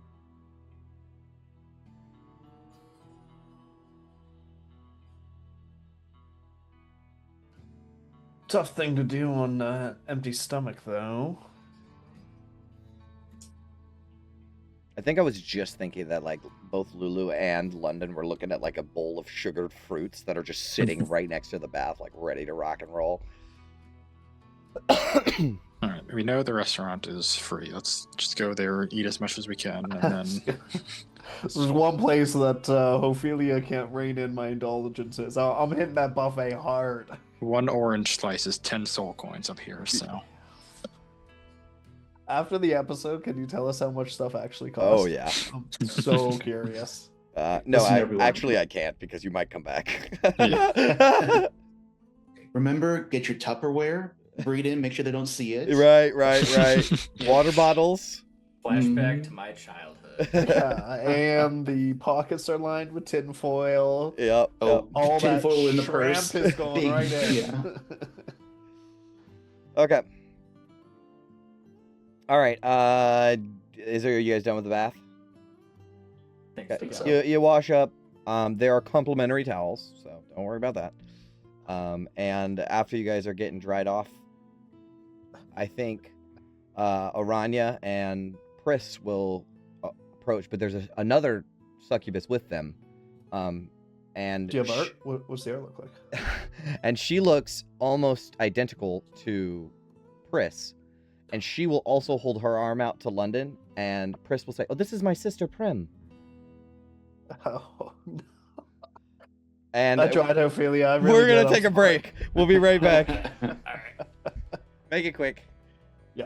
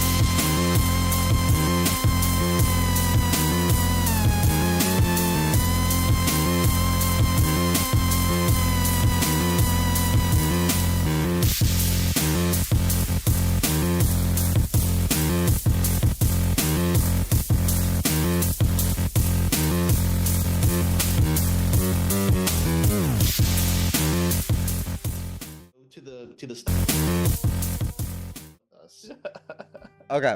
All right, we're back. So yeah, London, you are approached by Pris and Prim, the succubi twin sisters, who are the other one does the other arm, where it's like, yeah, can you escort me as well? Yeah. So now you have both arms. London clears his throat. Now I'm outnumbered. I can't even play man coverage anymore, Ophelia. I'm sorry. This is zone defense at its weakest here. You're only human. Awesome. All right. And you are brought.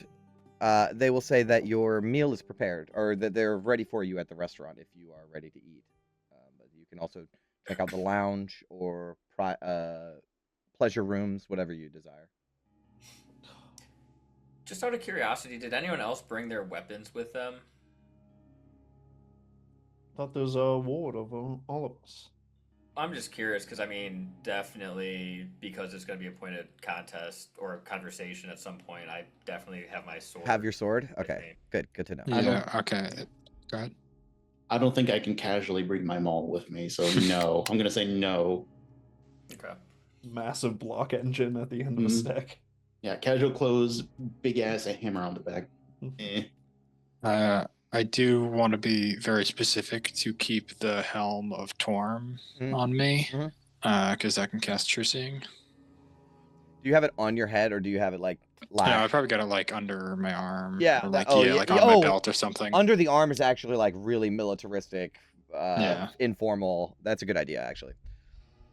Okay. Very classy look. Love it. So, you restaurant, yes? Okay. A wide archway of white marble and gold filigree opens into a large dining hall. The ceiling soars in a perfect dome, covered in colorful tiles that shift into new geometric patterns every so often. Floating chandeliers of cut crystal and gold hang in the air at even intervals, casting a warm glow. Curtains of red silk hang between white marble pillars around the edge of the room. Beyond the curtains are shifting illusions of faraway landscapes, each a new silent vista, rolling hills with luminous silver grass, a forest of brilliant-hued trees, and a waterfall of clear blue water pouring from a floating ring of stone high above a valley of shimmering rock. Each one's different, right? Wow. And they're like extra planar places. Gold-framed tables are arranged in wide arcs, each set with white porcelain and gold utensils, and crystal goblets. At a corner table, a towering bone devil sits alone, its skull gilded in gold, its long fangs capped in polished metal. It wears a tailored black coat with gold embroidery. It cuts small, even portions from its plate and eats without a sound. Nearer to the center of the room sprawls something far less refined. A 12-foot-tall, blue-skinned pit fiend, massive and shirtless, slouches over a feast that covers the entire table. Fat rolls spill down over his belt of gold chains, his skin slick with sweat and oil. Dozens of gold bangles jangle on his arms as he grabs meat with both hands, tearing into it with wet, snapping bites, grease dripping down his chin onto his gut. Succubi kneel at his feet, their wrists bound with thin gold chains, each one holding up trays and cups. Several incubi and mortals in matching chains stand around the table, their movement careful and silent. A human man in gilded shackles holds a silver plate above his head, his arms shaking under the weight. One of the succubi nearby flinches as the pit fiend kicks her idly, sending her tray clattering to the floor. He takes no notice. None of the slaves move without command, and none of them speak. And he looks like this.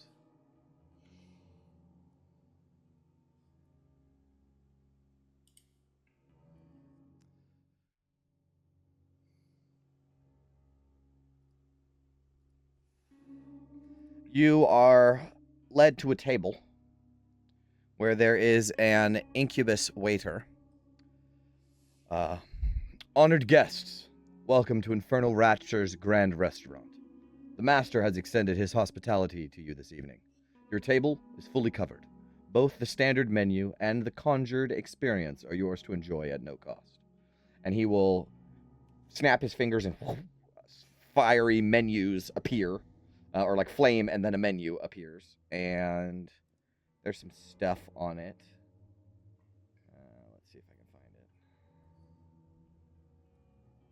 it. Damn, I wish Vin was here for this part, because didn't she like used to live in the nice part of Boulder's Gate, or her family? I feel like she would know the names of like the really fancy bougie dishes.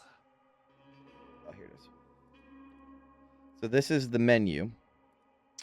But he will explain, you may select from several offerings curated by our master chefs, or you may bypass our menu entirely and request any dish you can imagine. Any dish from any world of any complexity. If you can imagine it, our kitchens can conjure it and perfect it. Our conjurers specialize in replicating plainer cuisine down to the very last grain of spice. Master Mahadi has instructed us to spare no expense. Please, speak your choices when ready. So the menu, you can choose from the menu, or you can literally say my mom's casserole, and they will bring you down to the spice your mother's casserole. Or Let's whole kitchen. I mean, no, I just need her chicken pot pie. Yep. They will give it to you, and it'll taste exactly as you imagined it. And I'm probably going to gorge myself on a little bit of the one of everything on the menu. Mm-hmm. Yeah, so the menu is pickled vine blight salad, pan-fried myconid cap with garlic butter, spicy shredded sturge sliders. They have sliders here. The main dishes, broiled quippers served in a port reduction, roasted wereboar seasoned liberally with pepper and paprika, twice battered axe beak strips with a brandied plum sauce, deep fried miniature giant space hamster, seasoned to perfection with rosemary, basil, thyme, and tears. And then for dessert, candied phase spidered eyes in a raspberry liquor reduction, sweet apple tart with celestial caramel drizzle, rare miniature stench cow cheese selection, and then coffee and tea. Just regular ass coffee and tea. Yeah. Listen, even hell drinks. Even in hell, they drink coffee, bro. It was one of those space hamsters? Yeah, giant miniature space hamster. What in the Plane Hoppers Aren't Guild those, is that? like, intelligent creatures? Yeah. So are That's what Boo is. Yep. So are werewolves. You can get the Yankee eat them too. Oh, yeah. Yeah, the werewolf was just a guy. Hmm? Yep. And so is myconids. Myconids are also sentient. That's what you get for tasting good. Sorry, bud. Well, I don't think that Tanis would know that space hamsters are intelligent, so I'll just hand the menu back and be like, yes. Yes. Oh, they will totally bring you one of everything. The succubus sit down to dine with you as well, but they only have like coffee or tea. Oh. Ophelia's going to ask the waiter, could I bring something back to my room with me in case I get hungry later? I think they don't do that here. Not very good service. They have room service though. They can bring you whenever you want. Is it included? No. Mm-hmm. And Ophelia's gonna have one of everything as well. Okay. Nothing, one of their conjured meals, just one of everything on the menu. Same for you, Tan. Like, do you guys want any conjured meal? I mean, I got my mom's chicken You pot are pie. really getting your mom's chicken pot pie? Oh, yeah. Oh, dude, Yeah, they'll I wanna, bring it I too. mean, I gotta see if it's good enough. If Yeah, it's better than for less. Okay, yeah, definitely. Or as good. Yeah. No, they'll bring it out to you. Anything else? What does August get? Yeah, what does August get? Yeah, they're just sticking to the menu out of an abundance of caution. Sure. So I mean, honestly, I would have the axe beak strips like, Okay. like as a real person. Like those are good. Okay, cool. Yeah, it's like a giant chicken. I bet it is good. Hopefully, you will also order. I've actually looked at this before. Elturel is known for its wine and cheeses, so she'll Okay. make a selection there of a very fine brand. Yeah, sure. Yeah, they got it. They'll conjure it. There's nothing you want conjured, August? Nothing from your childhood? Anything There you can definitely imagine? is a strong temptation of like kind of what you were saying with Vin, like some restaurant in the upper city he went to once when he was young and like hasn't been to since. And it was just like the kind of restaurant that was built, 400 years ago when the city was still really tiny, and so they don't have the space for like when the city got way bigger. Oh yeah. And so it's just impossible to eat there. Oh yeah. I'd say it's all included. Yeah, I'm not gonna take a devil's word for anything.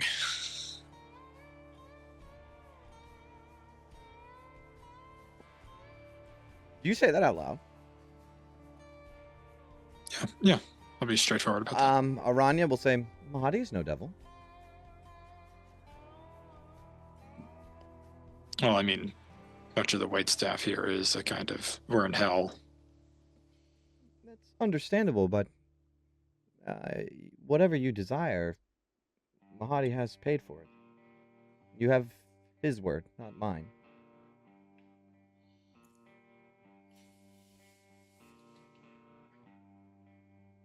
Don't you want anything? Just coffee.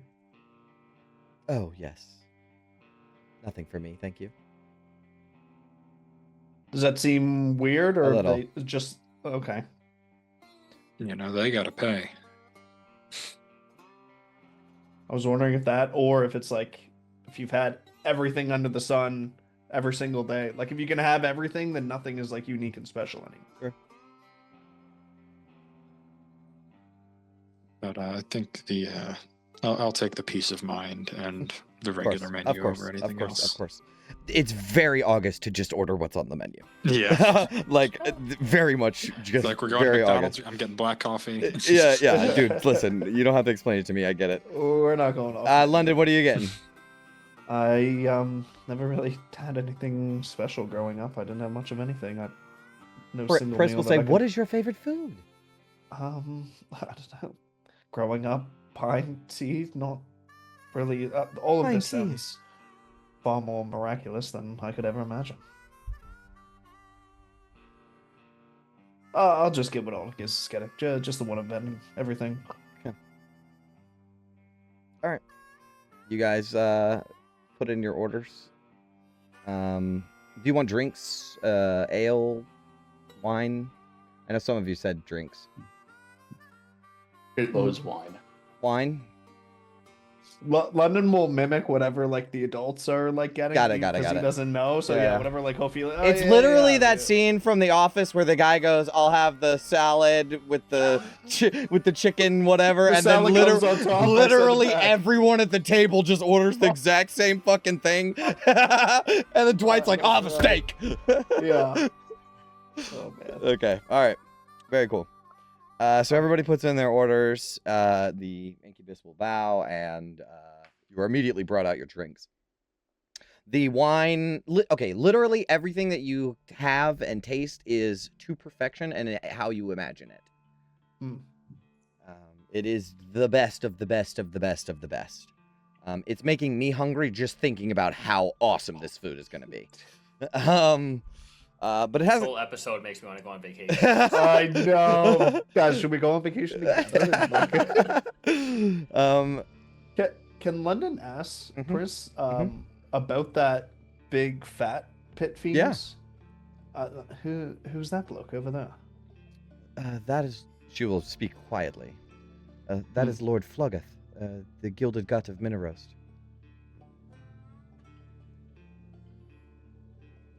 Sort of a staple around these parts, or I think he's visiting on business, but he's. I've seen him a few times. He's Mammon's Minister of Trade. oh, we heard that before. Manmots. Mammon? Yeah, Mammon is an archdevil. And this guy is like in the inner circle of archdevils. Up there. Yeah.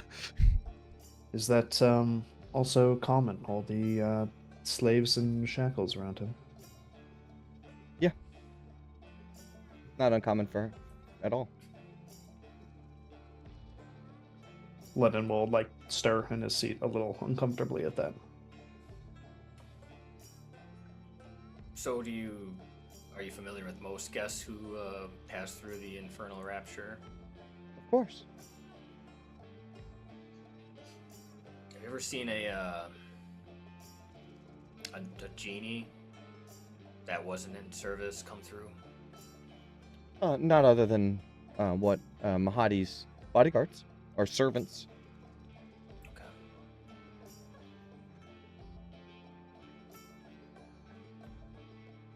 How many mortals come through here? It's not very often. Mahadi's But the they're- only mortal I've seen in some time. But there have been others before. Of course. How did their stories end? Every guest has a pleasurable stay at the Infernal Rapture. There is no war in Bossing Say. Trademark.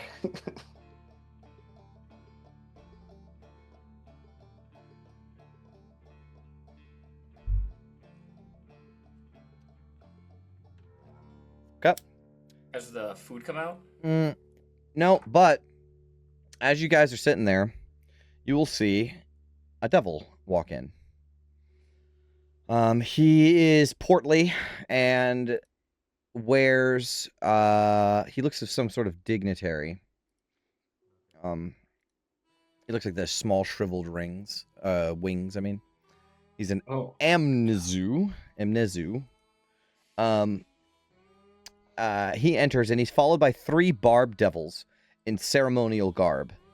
2 of these devils carry heavy black chests banded in gold, while the other leads a pair of mortal slaves on chains. The mortals are dressed in cheap but still fine attire. The Amnezu stops a few paces away from the pit fiend in the room, who is just making a mess. He's disgusting. And he's huge, too. He's like towers over the room. And the Amnezu stops a few paces away and will bow deeply. And the rest of the entourage kneels. And there will be a conversation that occurs in Infernal. The Amnezu will say, "Lord Fluggoth, gilded gut of Mineros, it is an honor to stand in the presence of the Archdevil Mammon's own minister. I have come to pay my respects, freely given, of course." And he will motion for the devils that are kneeling to open the chests. And as they open the chests, inside, they are filled to the brim with neat stacks of soul coins. Cool. They're like big chests that are full of soul coins. The slaves are then shoved onto the ground at the pit fiend's feet. The Fluggoth, this big pit fiend, will sort of glance at the coins and the slaves, but continue eating his meal unbothered. The Amnezu will be like, okay, silent. There's a pause, right, where he's like, okay, nothing. And he'll say, "Should your path ever pass through the iron marches of Dis, my lord, may you remember the name Varuzal is eager to serve." And Fluggoth will say, "Your name is not worth remembering." And the Amnezu, looks really disheveled, disappointed, and oh, man. And the Fluggoth will say, "Your coin and flesh are. Leave them." And he takes another bite. And he will flick a greasy finger towards the offerings, and one of the succubus that are standing nearby him will grab the chests and the slaves and sort of bring them over towards where he's sitting, pushing under the table kind of thing. And he will wave a hand, and the Amnezu and the Barb Devils bow and then just quickly rush off, almost like a sigh of relief wash over them. And Fluggoth just continues feasting, completely unfazed by the encounter.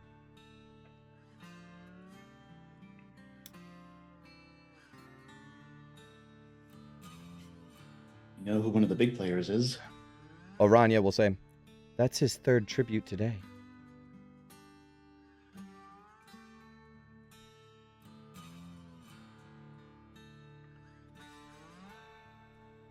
Seems we're really in the high roller suite here.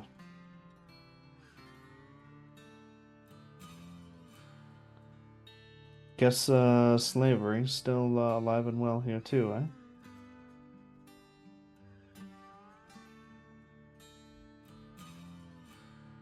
It's actually very popular in Mineros. Not only thriving, actually. You're muted, Brendan. Pretty sure it was invented here. After this encounter, a few minutes later, your food is brought out in silver platters, and it's just it requires a whole line of chefs to bring, or waiters to bring out all the food that you guys ordered. And it is perfect. Ironically divine.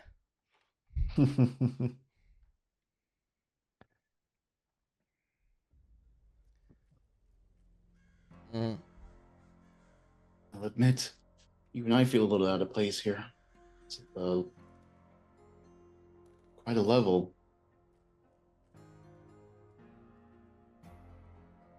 If you didn't feel out of place here, that would be more concerning.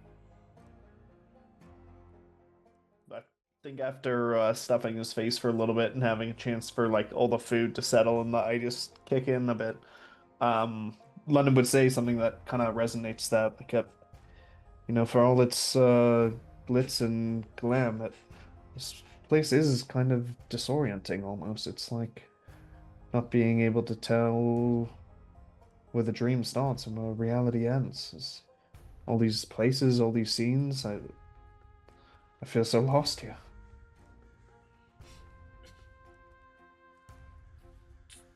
Why you should have gotten something from back home as I'm eating like the pot pie. Keeps very you grounded. Oh, it's exactly, bro, spot on. It's the best one your mom ever made, right? Oh. Like, Yeah, but out of respect for Perlette, I'm like, it's almost as good as her. yeah, of course, of course. But it is like the best one that you remember, the best one you remember her making. That's what it tastes like. Here, London, try this. This is what real cooking tastes like. Did you just put your finger in my food? Yeah. Didn't think we're standing on ceremony amongst friends, yeah? That is You quite have good, though.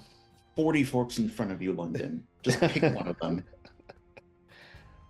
That really is quite good, Tennis. You must miss a whole lot. Aranya will say, "May I have a bite?" and opens her mouth like she wants you to feed her.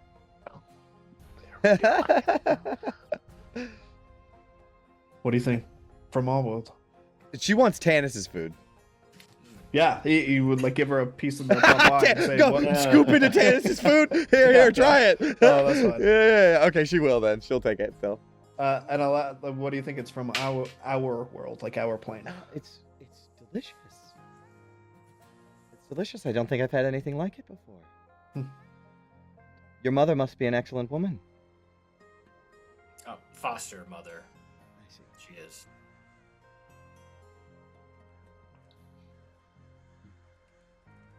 Were you always from here, Bruce? I was born in the Glacius Plain. Which one's that?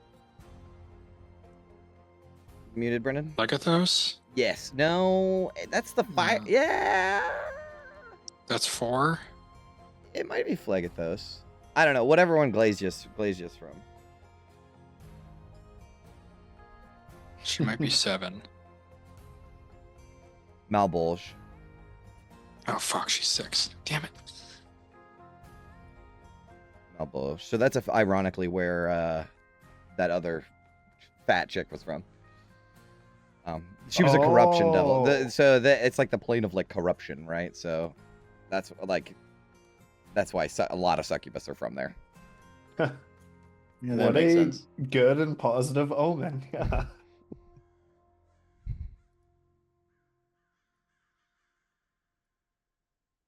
Do you like it here? Are you allowed to leave? I love it. Is your eye twitching? No, but she says she loves it here, and it's the greatest thing that's ever happened to her. Yeah. Do you ever leave? Why would I need to? Right. Every worldly joy under one roof, of Mhm. course.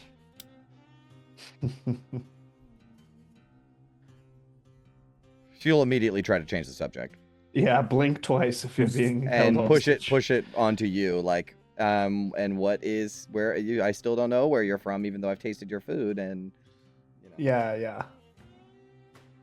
Do I get the sense she's like trapped here? it's even with an insight check, it's hard to say.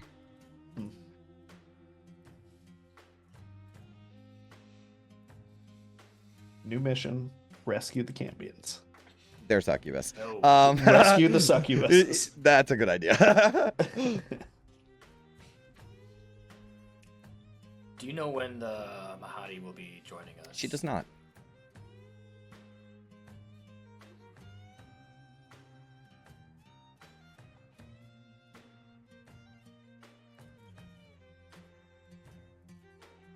If there's nothing else you want, oh, go ahead. I was gonna say, do we think he's just making us wait so that we eventually trip up and spend a bunch of money? Which then Yes. incurs our... Why do you think casinos give you the free drinks? That, and I'm sure he wants to want for us. If I'll admit it's working. after your meal is had, dessert, and maybe you have a coffee or something, still kind of waiting. Actually, at some point there is a performance, like there's a stage, and some like succubus dancers come out, and they have like the ribbons, and they do the thing where they hang from the ceiling and dance and stuff like that. And there is almost certainly some sort of charm magic involved. It's not like a enthralling suck you in kind of thing, but there is a sort of you can't really take your eyes off it, disorienting to watch kind of deal. And that's just happening during the meal.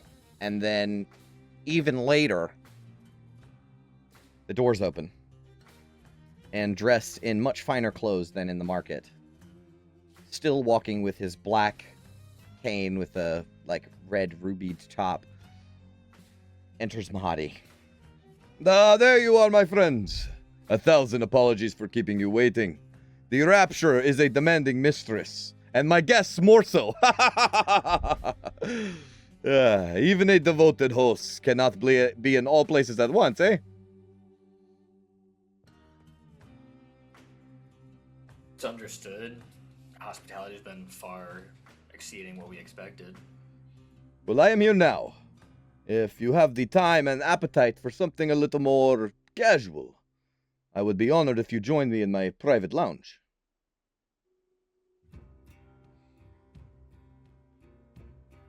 Yeah. Yes, it would be our honor. I believe I have some fine tobacco and even finer drink that may entice you. Do I have to go as well, or can I stay here? To the group. You're coming with London. Pris and Prim will both be like, "Oh, leaving so soon." Oh, Duty calls, I suppose. oh. I guess. Should I jettison it all? Do I really love the flaming? Do I just go AWOL right here? yeah. They will say that we can wait up for you when you're done. We can wait in your room if you'd like. Oh, I'll make sure to come find you Okay. before we leave, but don't be bothered. They're disappointed. But I'll miss you with literally everything. We will miss you. I might weep later. It's such a pleasure, and they're like hugging you. They're like, "Oh, we're gonna miss you so much." If we're gonna go, we gotta do it now. Let's just break the. Okay. So, Mahadi will say, "Come. I hope that you will indulge me in some conversation worthy of distinguished company. This way." And Mahadi will lead you out of the restaurant. I think I'll bring you to the place first. So he will take you through It's almost as if he's taking the scenic route through Infernal Rapture. Purposefully, he'll motion to, oh, this is the bathhouse. Like, he'll show you places as you're walking through. And some of like beautiful statues and just like all kinds of crazy stuff in this place. It's huge. This place is massive. But eventually he will bring you to... Sorry, I don't mean to cut you off. I just want to say I'm looking for stealthy opportunities to cast True Sight from the helm. Okay. You can put it If on he's as like- you go to leave. Yeah, if he's like, look at this beautiful courtyard or whatever, and he's like turning to show off the Yeah. courtyard. You want to something. cast True Sight? Yeah. Okay. Give me the description of True Sight. Send it. I actually don't know if it's the spell itself. Yeah, as a bonus action, you activate the helm and gain True Sight out to a range of 30 feet for 10 minutes. It's not the spell. Correct. Oh, so that's let me just super send the- actually useful. Yeah, send the this ability one from specific 'cause you gave it away with the hands. Whatever you do, don't tell London what you see. Just let him. All right, so that's just the straight wording for the True Sight thing from the PHP, not the spell. Just Yep. Boom. Yep. Okay. So what you see is not a man. You see a white tiger. He looks... I didn't even have art for him because I didn't think it would come up. But I do have it. I do have the art. I just have to pull it up. I've had this helmet for like 30 sessions, and I finally get a. And it Perfect actually chance. happened to work in this one specific instance. He sees him as a white tiger, you said? Mm-hmm. You'll see. Fuck, that's badass. How do you know this already? Backwards hands. The backwards hand Mhm. kind of gave it away. What? Somebody wasn't here for the murder mystery one shot. Oh, Oh, man, I just saved the damn picture. you guys are metagaming, okay? Your players, your characters wouldn't know what that is. No, Tannis doesn't know what it is. Philly doesn't know. August is still like, yeah, bro. I know. He doesn't know. I do. So I just be quiet.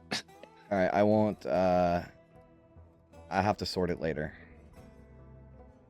Oh, huh?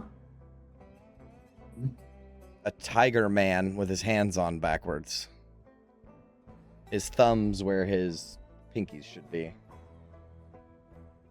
The fuck?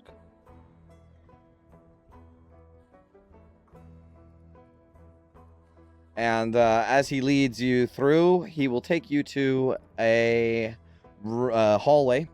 And this corridor opens into a broad, lower ceilinged chamber lit by hanging brass lanterns that cast warm, steady light. Rugs of deep red and dark blue cover the floor, marked with sharp geometric patterns. Low wooden tables sit on the rugs, each holding brass trays with small crystal cups. A clay bowl of sugared fruits and nuts, and thin sticks of incense still burning. Cushioned divans line the walls. The faint scent of cardamom and sweet tobacco hang in the air. Not overpowering, but hold on. Okay, not overpowering, but familiar. Are giving the room a familiar earthy warmth. A wide arched window at the back of the room looks over a cityscape under a warm night sky. Golden lights stretch across narrow streets and domed rooftops. Black and gold curtains hang from the archway that shifts slightly in the moving air. This is a very reminiscent of Calamshite room. Like, everything else has been like luxury version. This is like fairly quaint. And he will bring you into this chamber, and I think that is where we will end the session. I'm so excited to talk to this guy. I know. I want to keep going because I'm ready for him, but it's getting late. So, all right, that was Infernal Rapture, and that was the session. We have 105 concurrent viewers at the moment. 105. Wow. Hi everyone. You're muted, Brendan. 3 hours in, damn. Yeah, pretty wild. You just tuned into the sexiest episode No of The kidding. Descent. No wonder Sexiest episode viewership was so yet. high. Yeah. Sex sells. Yeah. So thank you all so much for watching. If you're still here, we will see you all hopefully on the next dive into The Descent. Stay sharp. Farewell, adventurers. Happy Farewell, Halloween, adventurers. Happy Halloween, adventurers.